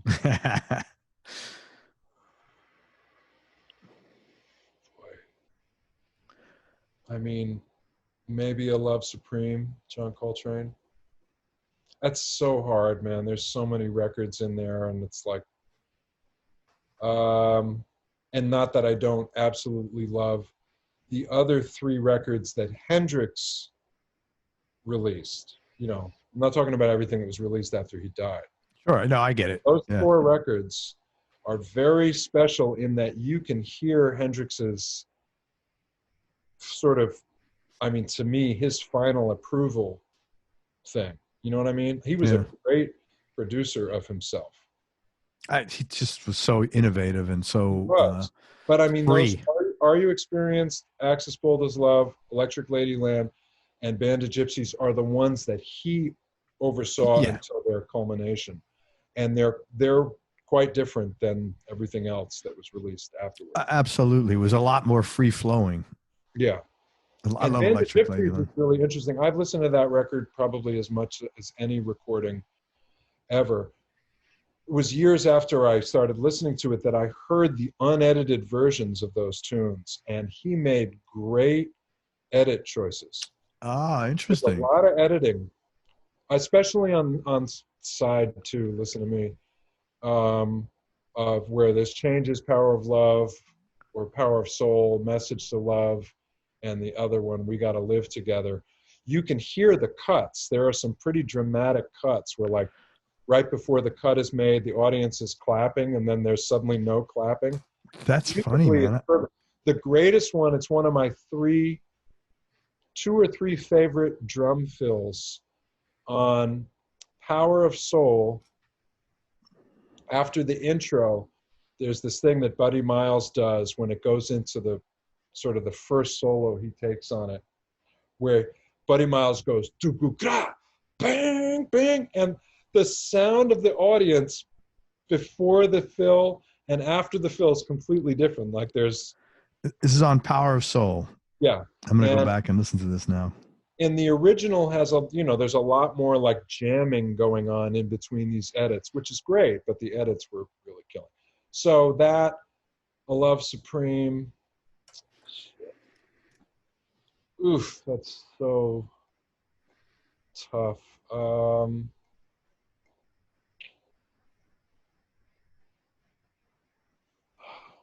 let's see. I mean, it's impossible. I'll just give you one out of maybe Bitches Brew. See, this is what makes your playing so cool. You know what? Either that or Miles Davis, Jack Johnson. A tribute to Jack Johnson. But I would be completely fucked if those were the three records.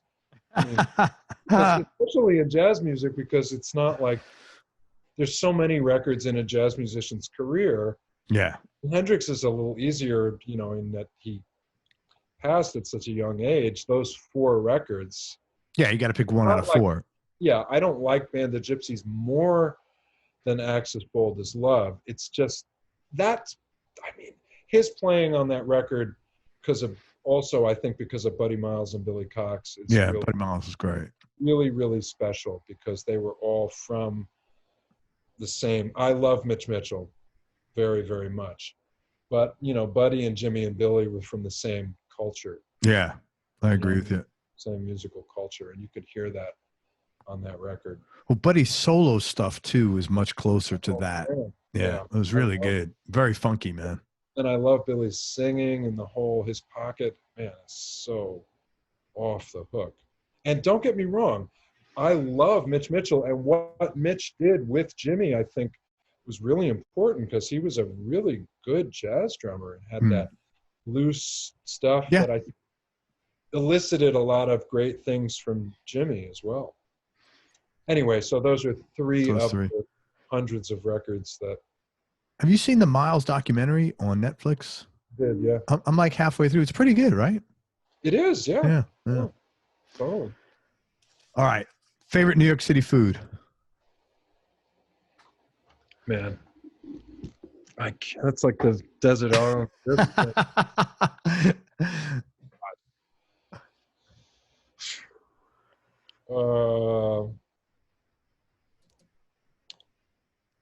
All right, I'll pick one out of many others. Tomoy Sushi on Thompson Street.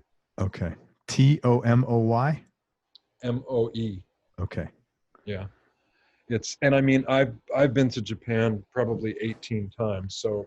And that's on Thompson Street in the West Village there. Okay. Right north of Houston. It's a great. It's a guy who's been running it hands-on for many years. It's my favorite sushi in New York. Now I'm going to check that place out. Oh, yeah, definitely. And there's a lot of other places. Wow. That's a big, it's definitely. I would have said New York pizza, man.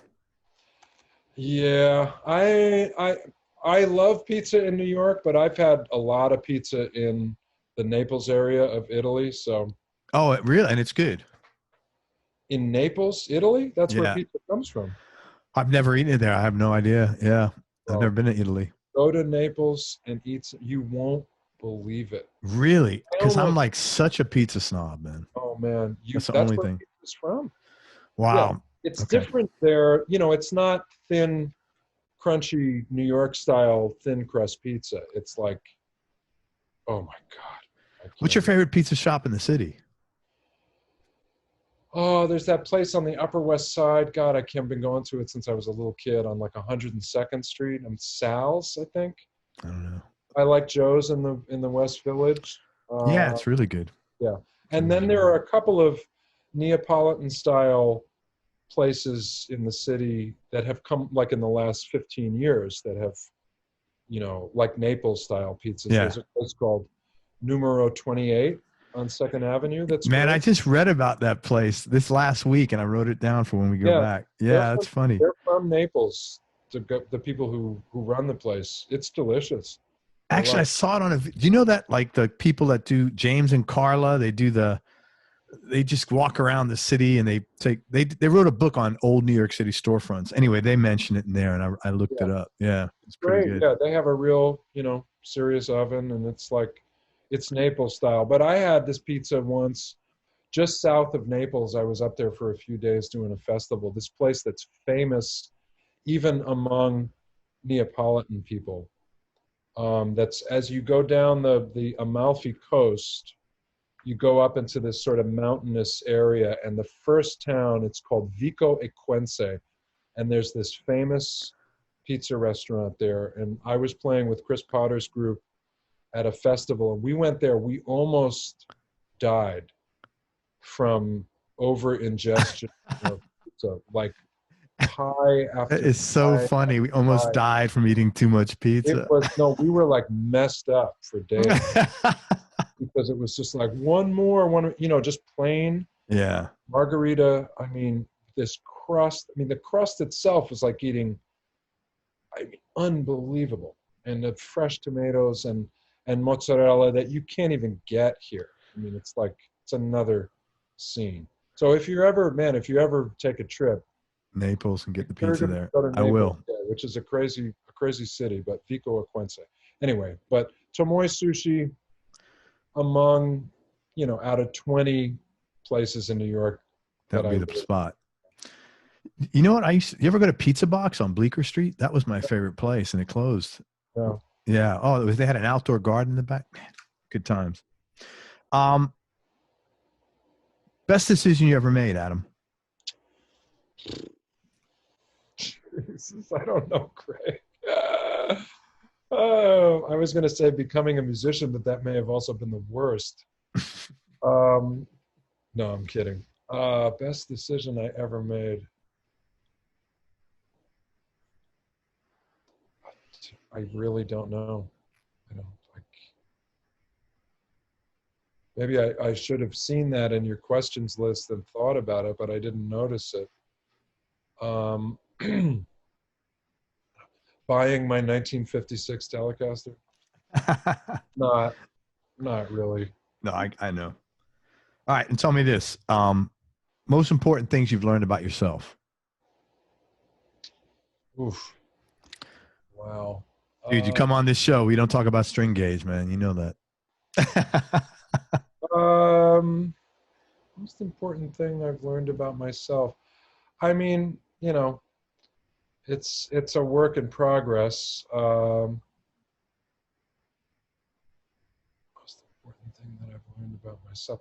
You know, I think, and I learn this anew pretty regularly. You know, that I have an obsessive personality, and that in some areas serves me very well.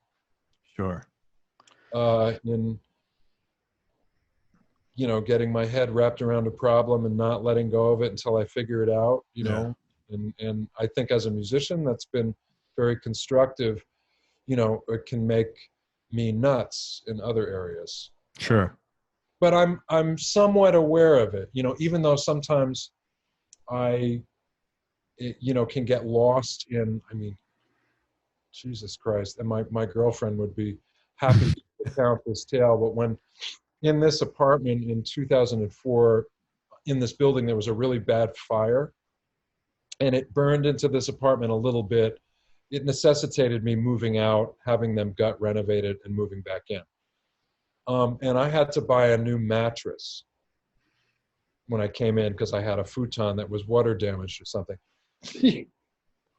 I went so nuts about mattresses, right? I think I bought 2 or 3 mattresses and returned them.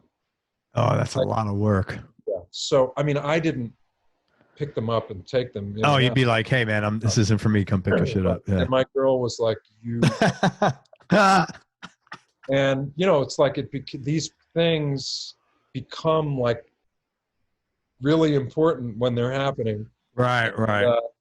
So, but having had these kind of experiences and noticing them, you know, I can kind of go, okay. Yeah. It's part of my personality, like, shut up, don't make a big deal out of stuff. Just talk yourself off the ledge, man. Yeah, right. Yeah. Yeah.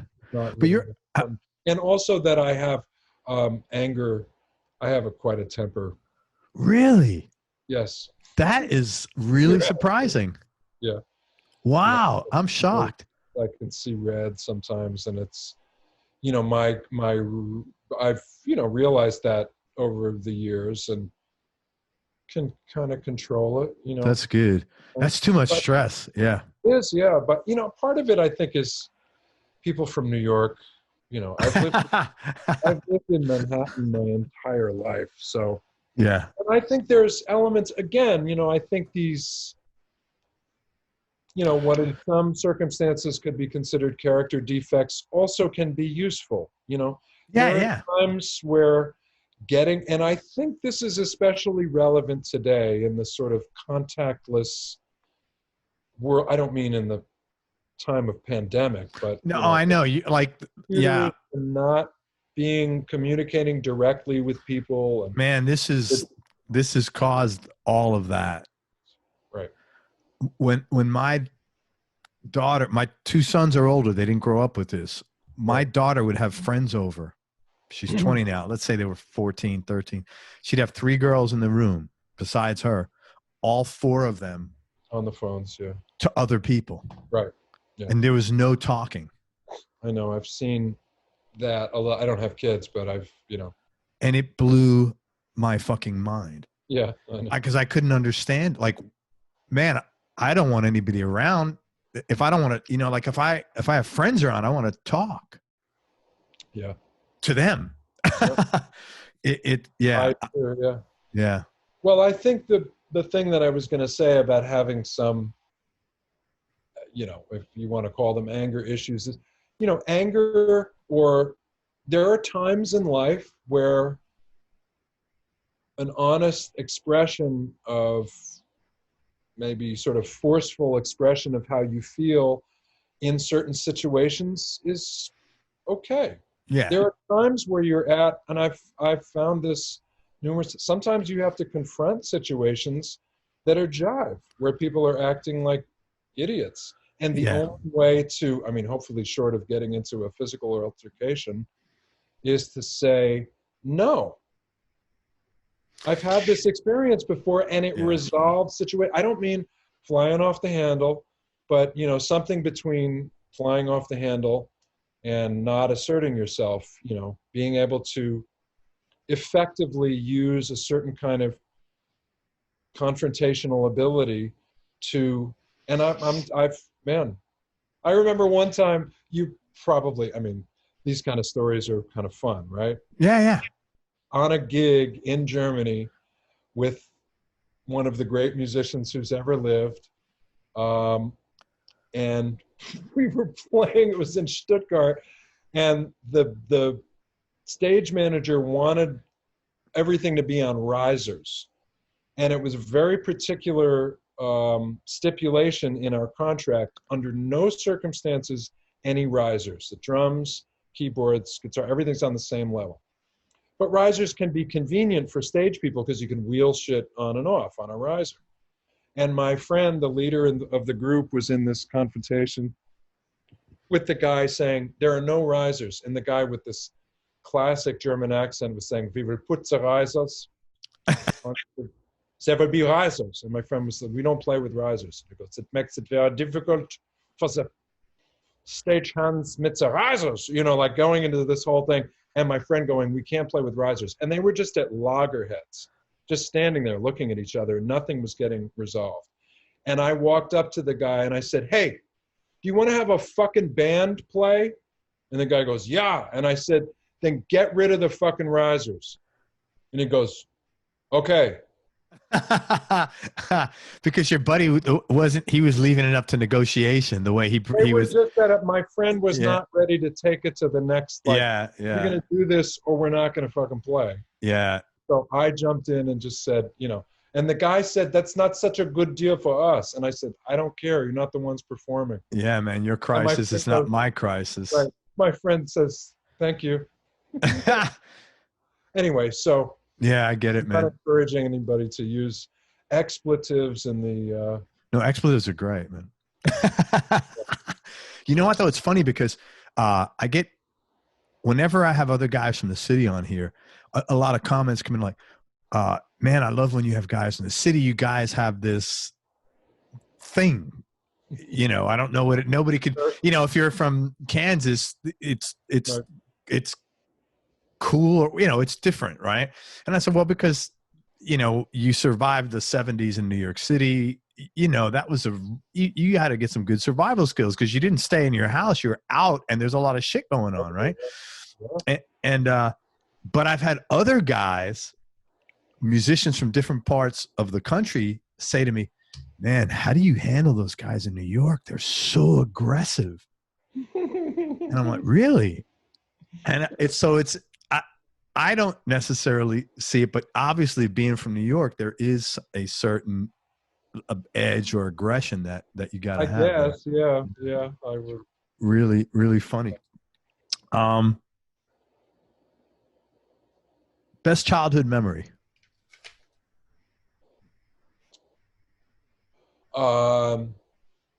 Going camping. Oh, there's a lot of them, but. Oh, that's cool.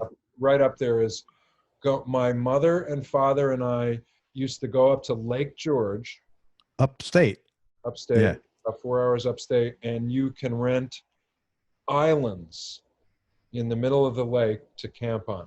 Oh, that's cool.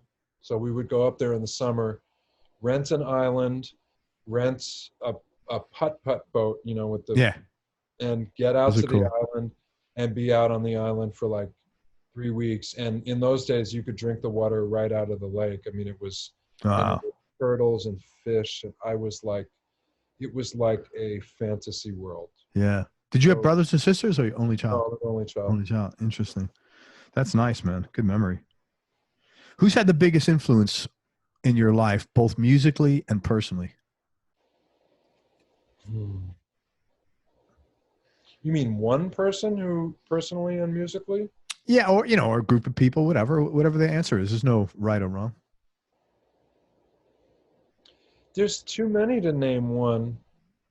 I mean, my you know, my colleagues who I've come up with, you know, the guys that I started playing with young, who I kept playing with. I mean, not in a sort of mentorship role, but just, you know, the influence that's generated between people of a same age group who have similar interests. Mike Brecker was a very important person to me, and Mike was not at all like a, you know, son, I'm going to teach you, you know, I mean, the most unassuming, humble person in the world, but by being in close proximity to him, he was definitely somebody who taught me a tremendous amount.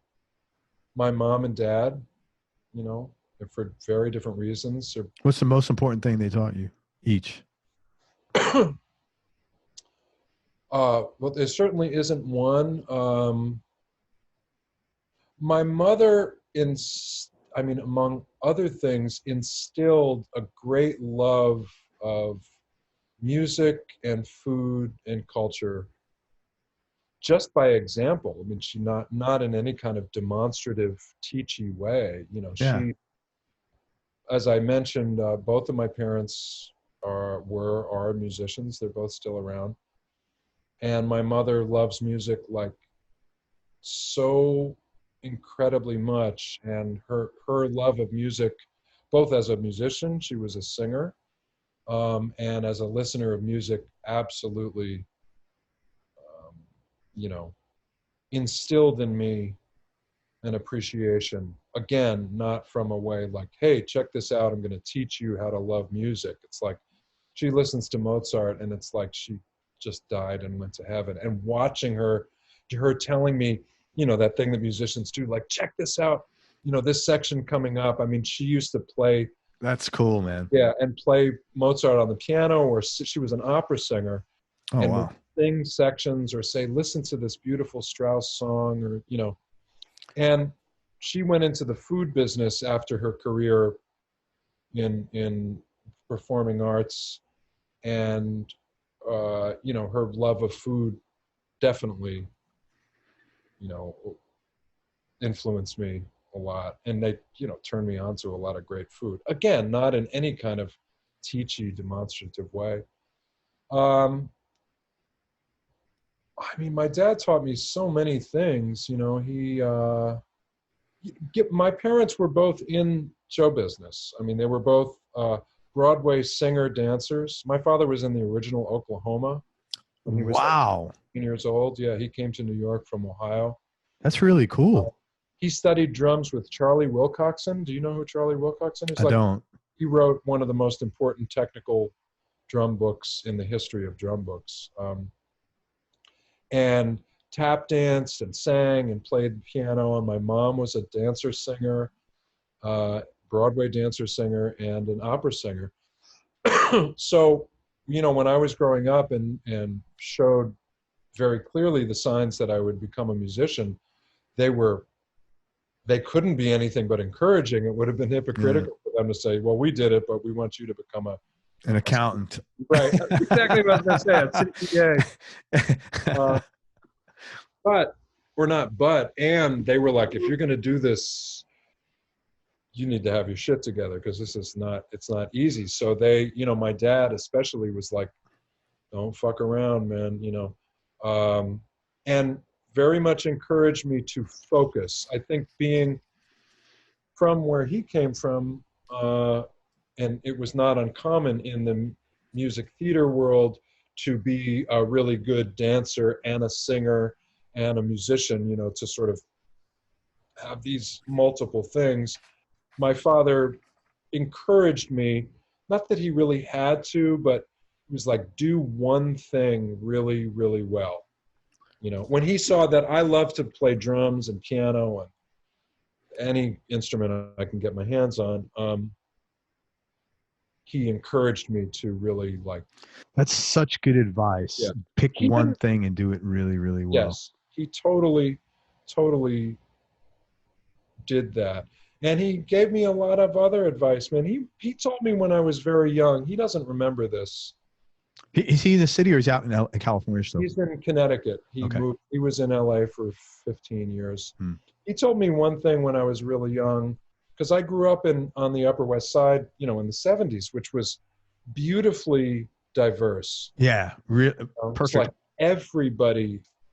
But New York City was always like, in that era, like I was in the Bronx, it was, everything was pretty good like that. Yeah, I mean, it was great. And it was challenging also for kids, because we were sort of the ones, adults weren't kicking each other's ass in the 70s. It was mostly young people who were sort of hashing out these things. Yeah. So the projects were a half a block away. The really rich people on Riverside Drive were over there. Everybody was great place to grow up in, but it was also challenging because you get into it with people. And my father told me when I was really young, he said, you'll never know what it's like not to have white skin, kid. Interesting. Well, probably based on some thing that had happened, you know. Yeah, maybe something he observed. Me, like you have, in whatever way he described, I'm not sure if I'm paraphrasing, but he was sort of hipping me to white privilege. Yeah. You know, and this is a long time ago.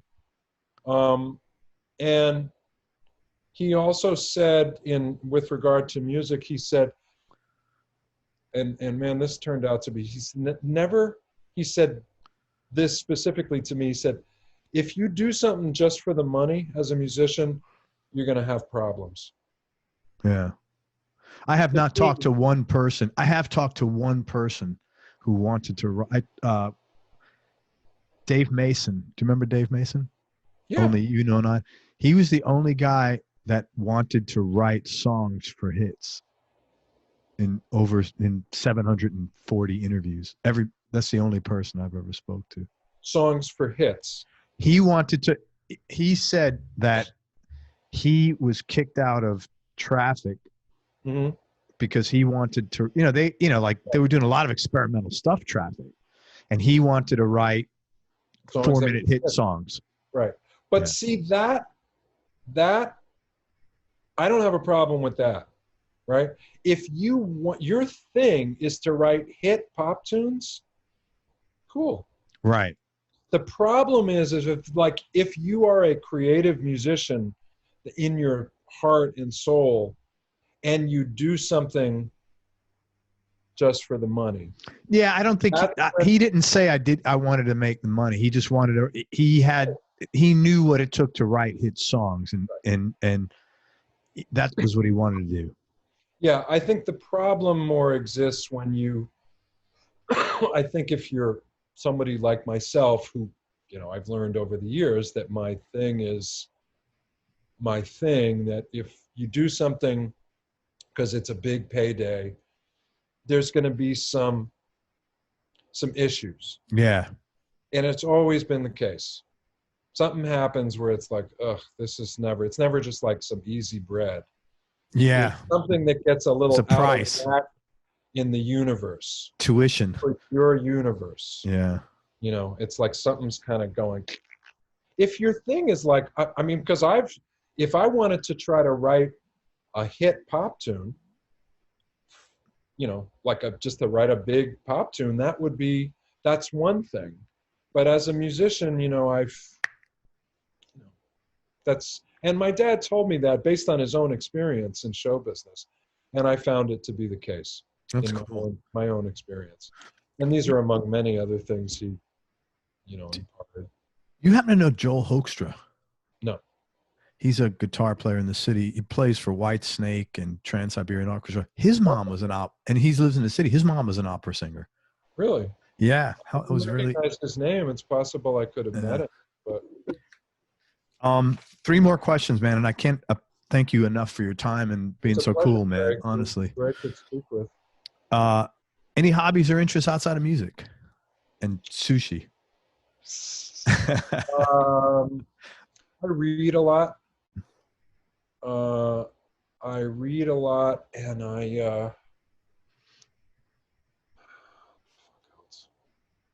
nothing really elaborate other than just reading constantly. I like to putz around with things. Like I work on my own amps a little bit. Not major circuitry things. But it's not, I don't have anything like really serious. I think in a way, music has never been a hobby to me, obviously, but I've never, it's not like I started out music as a choice of a career among many other career choices. This has just been this compulsion that I was, has sort of propelled me.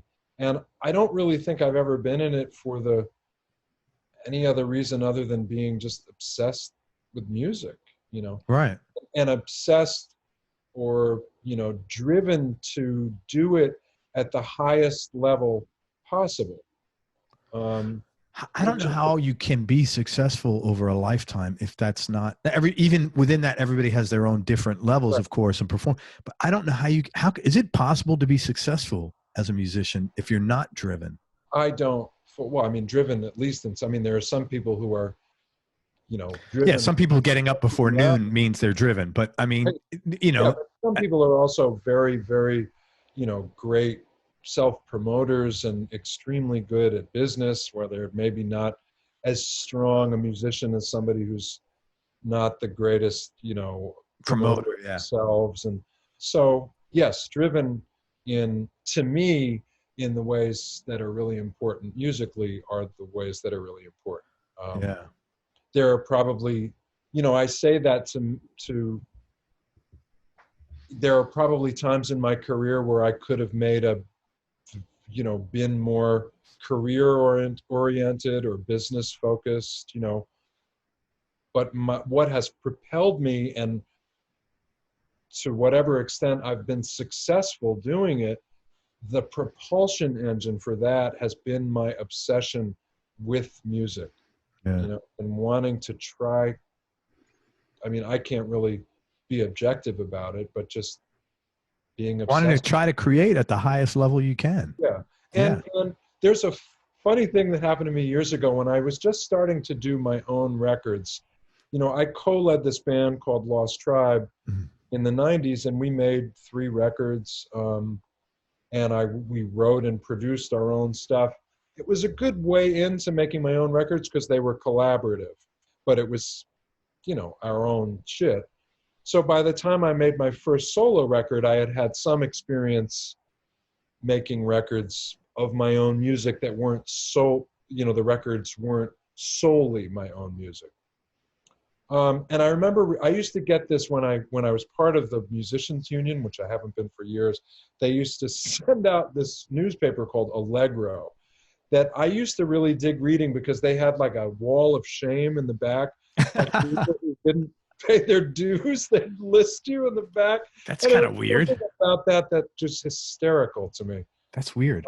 It was weird. But there was an article in it, how to become a really successful wedding musician, like club dates, right? That's what we call them here. Yeah.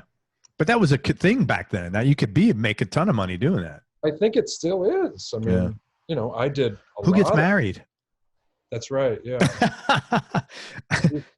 Weddings and funerals with a smile. So anyway, this was after I had stopped. I played tons of weddings and those kinds of gigs. Sure. Young. But in it, the guy was saying, if you want to be he was a very successful wedding music person and social music stuff. He said, you got to figure out what you have that nobody else has. So that when they want what you have, you're the only basically, it's just basic business shit. Yeah. You corner the market on a product, right? Yeah. So if they want what you have, you're the only place they can get it. And I remember, I don't know why I read this article, but I thought about it. I was like, creative musicians have to think about that too, but obviously not in the reasons for getting gigs, playing wedding music. For me, I remember thinking, I am in the process of finding out what is the most important thing to me as a musician. So what is that? What is that? What do you think you have? Well, it doesn't. Because you have something that's very unique to you. I don't know if I can describe that as much as maybe you would be able to, if indeed there is. And I appreciate that. That's really the greatest compliment. Oh, it's totally like your thing, man. That's why I was like, holy shit. I mean, it was just it's different, man. Just your approach to, and I guess that's your thing, man. It's your, thank you. I greatly appreciate it. What I was referring to is not the particulars of it are not so much what I was talking about, and I don't mean to detract. No, it's cool. You're talking about from the business standpoint. No, not from the business. Ultimately, it is from a business standpoint, but for somebody doing what I do, it's from a spiritual standpoint. Right. Meaning, what is it that in the wee small hours, if I can coin a name quote, that is truly meaningful to you within yourself when nobody else is around? When no one's looking. Resonates, when nobody's looking. What is it that you yearn to do that makes you feel something? And to take that as a creative musician, to me, that's the most important thing to find, to identify what that is and to develop that.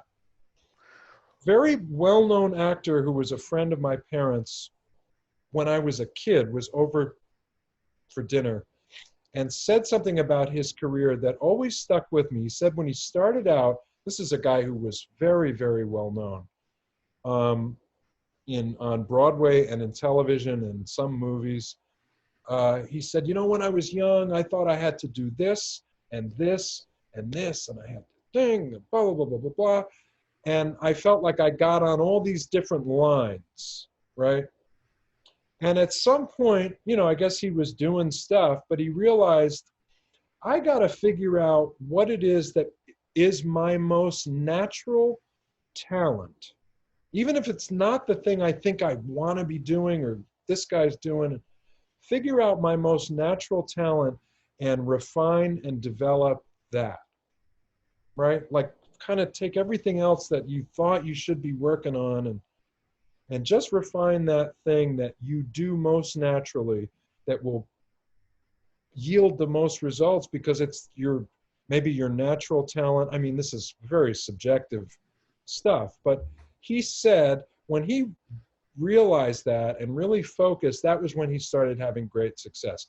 I don't remember what it was particularly, but I remember that really stuck with me. And it also sort of meant to me that you should focus on what it is that you love to do, that brings you the most joy, that's like the deepest well that you're going to be able to draw from. And, you know, when I sort of realized what that was and committed to doing that, even in a way that was just in my own head, that's when things started to really expand for me as a musician, both in artistically and in terms of work. And some of it was yielded from a conversation I had with a friend of mine in the 90s who, a young actor who had come to a gig I was doing in Denmark. And I asked her what she thought of the gig. I was playing with a well-known singer and a bunch of other people. I say well-known, meaning like it was a good gig. Right? Yeah. And I asked her what she thought of the gig, and she said, you know, it was nice. It was good. It wasn't, you know, it didn't blow my mind. It wasn't so I wasn't like offended or anything. And she said, well, what do you think of it? Like I was in the band. And I said, I'd probably have to agree with you. And she said, well, what do you want to be, you know, if this isn't like the end all be all for you, what is it that you want to be doing? And I was doing a lot of gigs like this at that time that I was very happy to be, I was really happy to be working. I was, you know, I've never taken any of this for granted. It's amazing, you know. But maybe I was doing a lot of stuff that wasn't really artistically unbelievably satisfying. And she said, well, you know, if you don't think this is amazing, like, what do you think is amazing? Like, what is it that you want to, what's the music that made you want to play? Asking these sort of innocent, but really great questions. And I said, well, you know, Stravinsky, Hendrix, Train, that's what I, and she said, well, why aren't you doing that or something? I don't even know, she didn't even know who some of the people were. Sure. And I went, yeah, man, what the fuck am I doing? And it was strange because I went, okay, at this, I've been so happy to be a working musician and playing with great musicians and doing great gigs. But now maybe the sort of result of this thing was that I need to fine tune what it is that I am looking to do. And it was like I made a determination within myself that, okay, now I want to be doing this, you know, which at that time was playing more open, creative, improvised music. But I didn't do shit in physical reality to get that going. It just sort of started happening. Once you had the awareness. I had the awareness. Yeah, it was wild, man. Like I got let go from a thing that I was doing, not, you know, with any level of toxicity. Somebody just made a change in a group that I was. Yeah, yeah. And Like I it was happens okay, all the time. yeah. And then this other thing happened, and then before I knew it, you know, I was playing with Pattitucci a little, and then with Mike, and then making my own. It was like, it really, It set you on a path. yes. And it was like I realized, like, oh, okay, you know, at different points in one's career, you realize that you can, after you've seen that you've been able to do it, you know, that thing of when I quit that gig with the classical musician and klezmer guy, who was amazing, but it wasn't, I didn't really want to do it anymore, but it was how I was making a living. And so when I quit, I was like, oh, all right. And then suddenly something else, not suddenly, but like people started calling me for other stuff. And that old adage of you close one door, another opens. Yeah, it's so true. In my life, it has been true. And so when you've had a few of those, you know, everything is sort of experience. When you've seen that happen a few times and you go, okay, I can maybe be a little less cautious and I'll be all right. You know, if you're, you know, if you've had that experience already. So anyway, that was an important experience. That's one of the most valuable things I've heard since I've been running this show. Oh, really?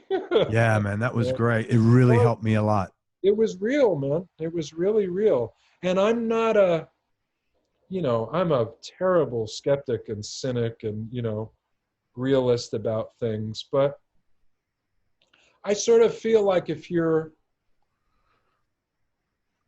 I don't know, man, maybe if you're honest and you're in something for the right reasons, you know, and you really have, you know, like love in your heart for other people and what you're doing, you know, it's possible things will work out.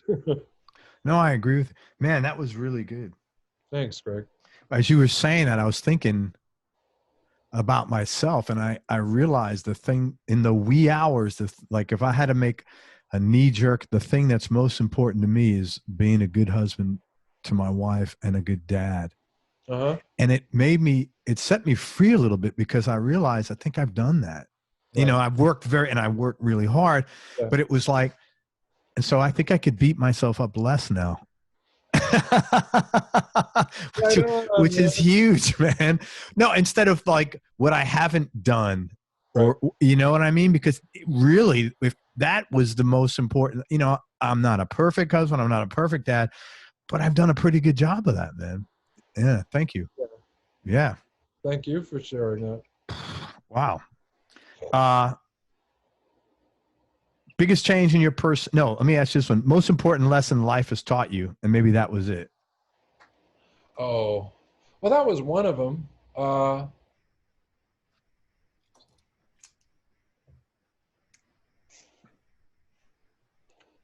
Be honest with yourself and others, among many other lessons, you know. Mm-hmm. Yeah, being honest with yourself is friggin' important. Yeah, and I mean, honesty, you know, sometimes you can't be 100% honest with everyone in the world, you know. Obviously, reality is reality, and you gotta. You know, yeah, but being honest with yourself is the key there, man. Yeah. And as a sort of subsection or addendum to that, you know, yeah, be honest with you. Like, check yourself out. Don't be afraid to, you know, well, I mean, part of it is an ability to sort of reflect and be honest with yourself. And I mean, there are mistakes, but, you know, I don't think of things so much as mistakes as just like you're a human being, you know, and you have to be able to forgive yourself for stuff, because if you don't, nobody's perfect, and you are going to make things that are like mistakes, you know, even in your sort of estimation of your daily behavior as you're going to sleep, and you go, oh man, I said that thing to my friend or something, you know, yeah. You know, why did I do that or something? And it's like, man, it's okay. You're a human being.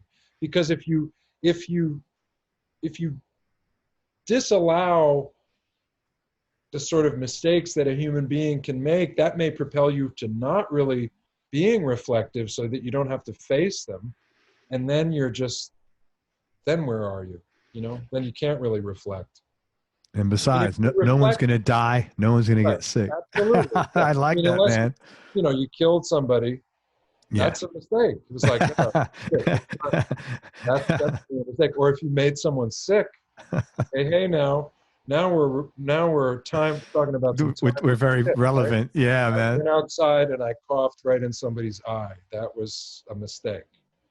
But, you know, you should be willing to check your mistakes out, and they, like, you know, you and I, they're not going to kill you or make you sick. No. They make you feel uncomfortable. Yeah. And that's cool, man. Yeah. You know? Well, that's the only tuition, man. You can't, that's how you learn, tuition. Yeah. Yeah. Last question, Adam. Biggest change in your personality over the last 10 years, and how much of that has been intentional and how much is just a natural part of aging?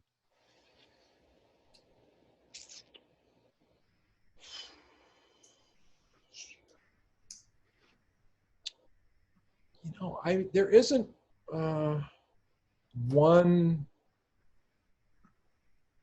thing that I can really point to, as much as just sort of this flow of various things changing and maturing. I would say probably, and this is just it's an evolutionary thing of just not getting hung up on little shit. You know, I know maybe that sounds sort of banal. No, man. Because if you're the kind of person that used to get caught up in little shit, it's not banal. It's like a fucking 1,000,000-pound weight off your shoulders. For my personality type, you know, being, you know, just kind of letting things go.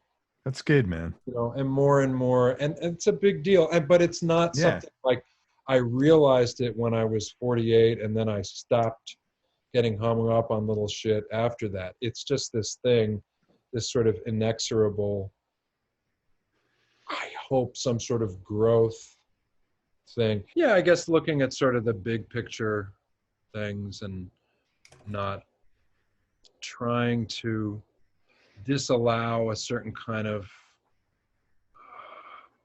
I don't know, like getting hung up in the 16th notes of the symphony and not seeing all the movements together. I always remember this, the guy who, I think it was the guy who I played with, the clarinetist, who had worked under Toscanini. Arturo Toscanini, yeah. Toscanini. And he recounted a story, I don't know if it was him or maybe the bass, actually it was the bass player in the group who studied with this incredible classical bassist named David Walter, who was in the NBC orchestra with Toscanini.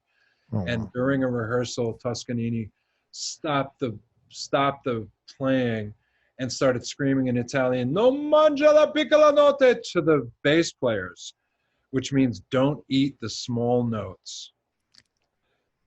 They were playing the all of the fast lines, like kind of slurring them too much or something. Don't eat the small notes. That's cool. Notes. And that, he wasn't offering that as an adage to not get hung up on small things in life, but somehow that stuck with me. Like, yeah, eat too many of the small notes, you might lose the big picture.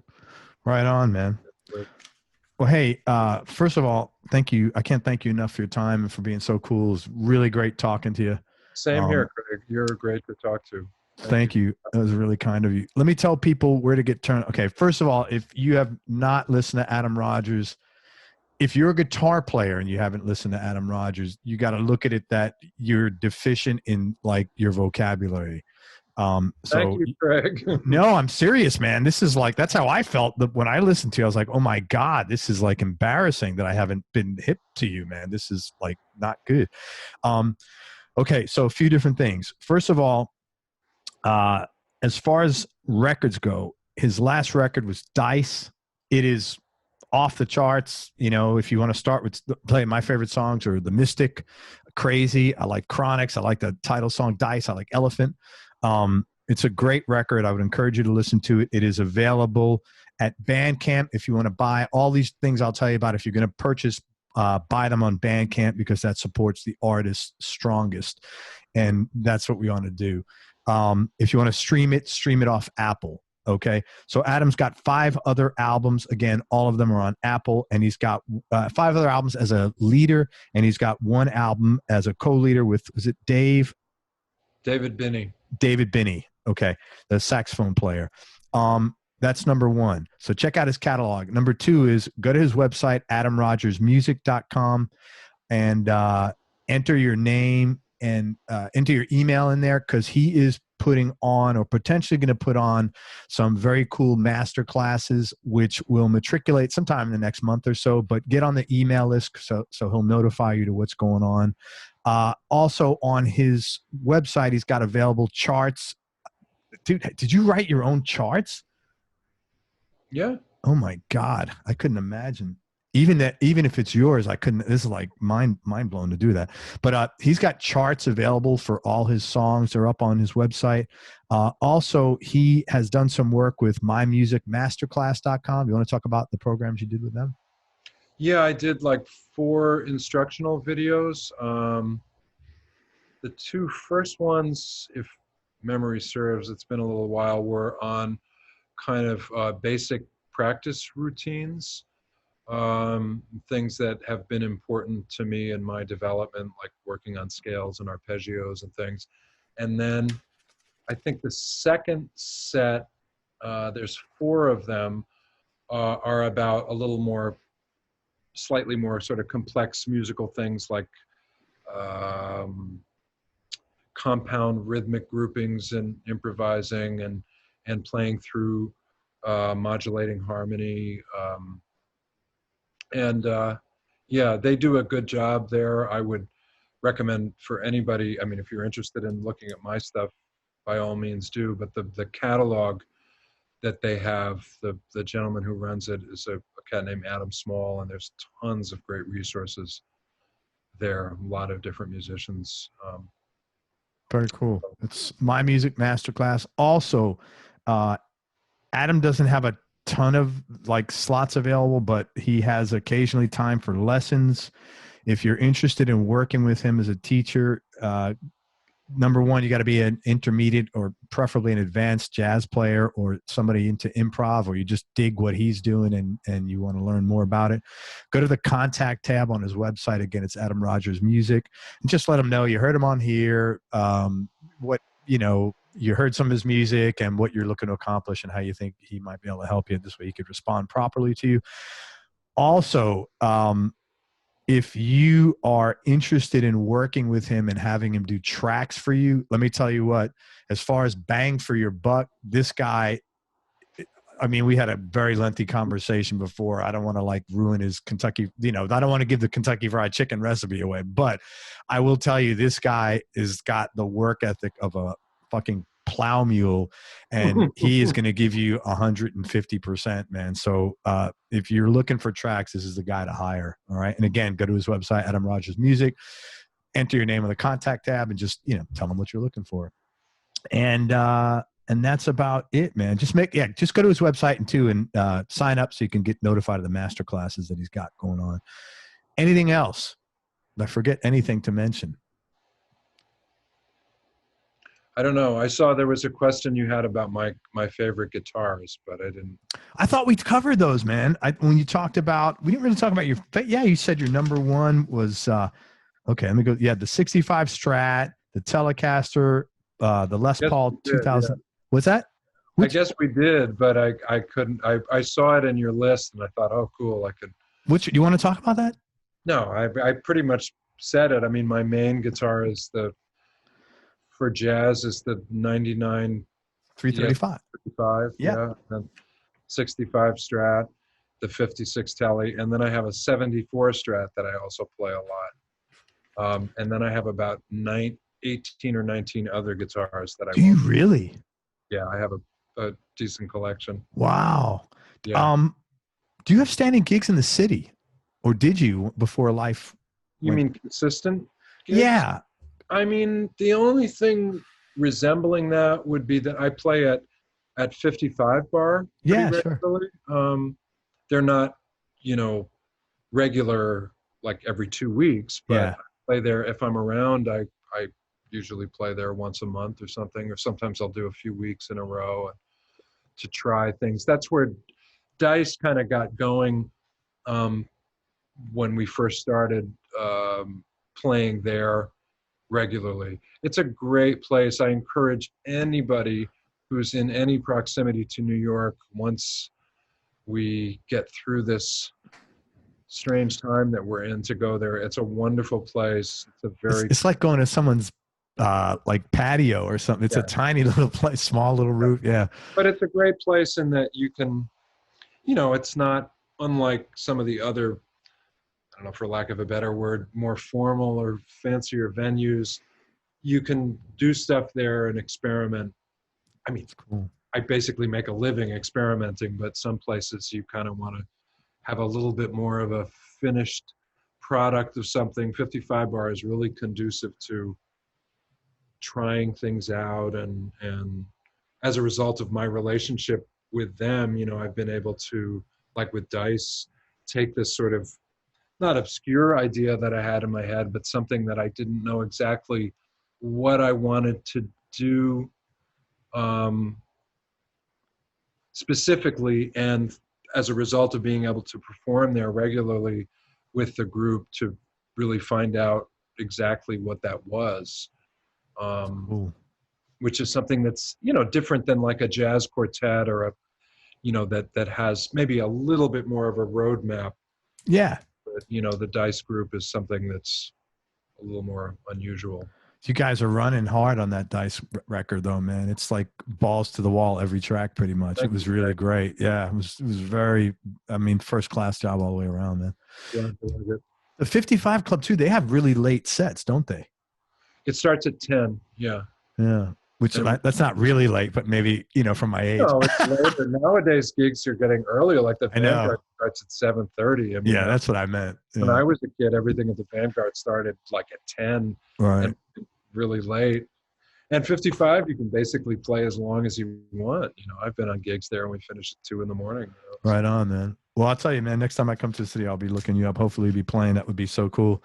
That would be awesome. Yeah, man. Everybody, please go check out Adam Rogers' music. Sign up. Check out his master classes, mymusicmasterclass.com. Look him up there. If you're interested in having him work with you on tracks, hit him up on his contact form. Check out Dice on Bandcamp to purchase. Stream it on Apple. Stream all his other albums on Apple, including the one with Dave Binney. My Music Masterclass tracks. And if you want lessons, you know, send him an email and let him know what you're doing. Man, thank you for everything. I really appreciate it. It's been a pleasure. Thank you, Craig. And yeah, thank man. you for doing what you're doing. This is really, it's really wonderful. Oh, man. Thank you. Everybody, thank you so much for listening. If you enjoyed this, please share it on your social media channels. We appreciate your support. Please, thanks very much to Adam Rogers for all his time and kindness. Please check out his music. At a minimum, please, I would love you to go listen to Dice. If you're a guitar player, man, please, like I said, this is the bomb. And most important, especially nowadays, man, remember that happiness is a choice. So choose wisely. Be nice, go play your guitar, and have fun. Until next time, peace and love, everybody. I am out. Adam, thank you for everything, brother. Thank you, Craig.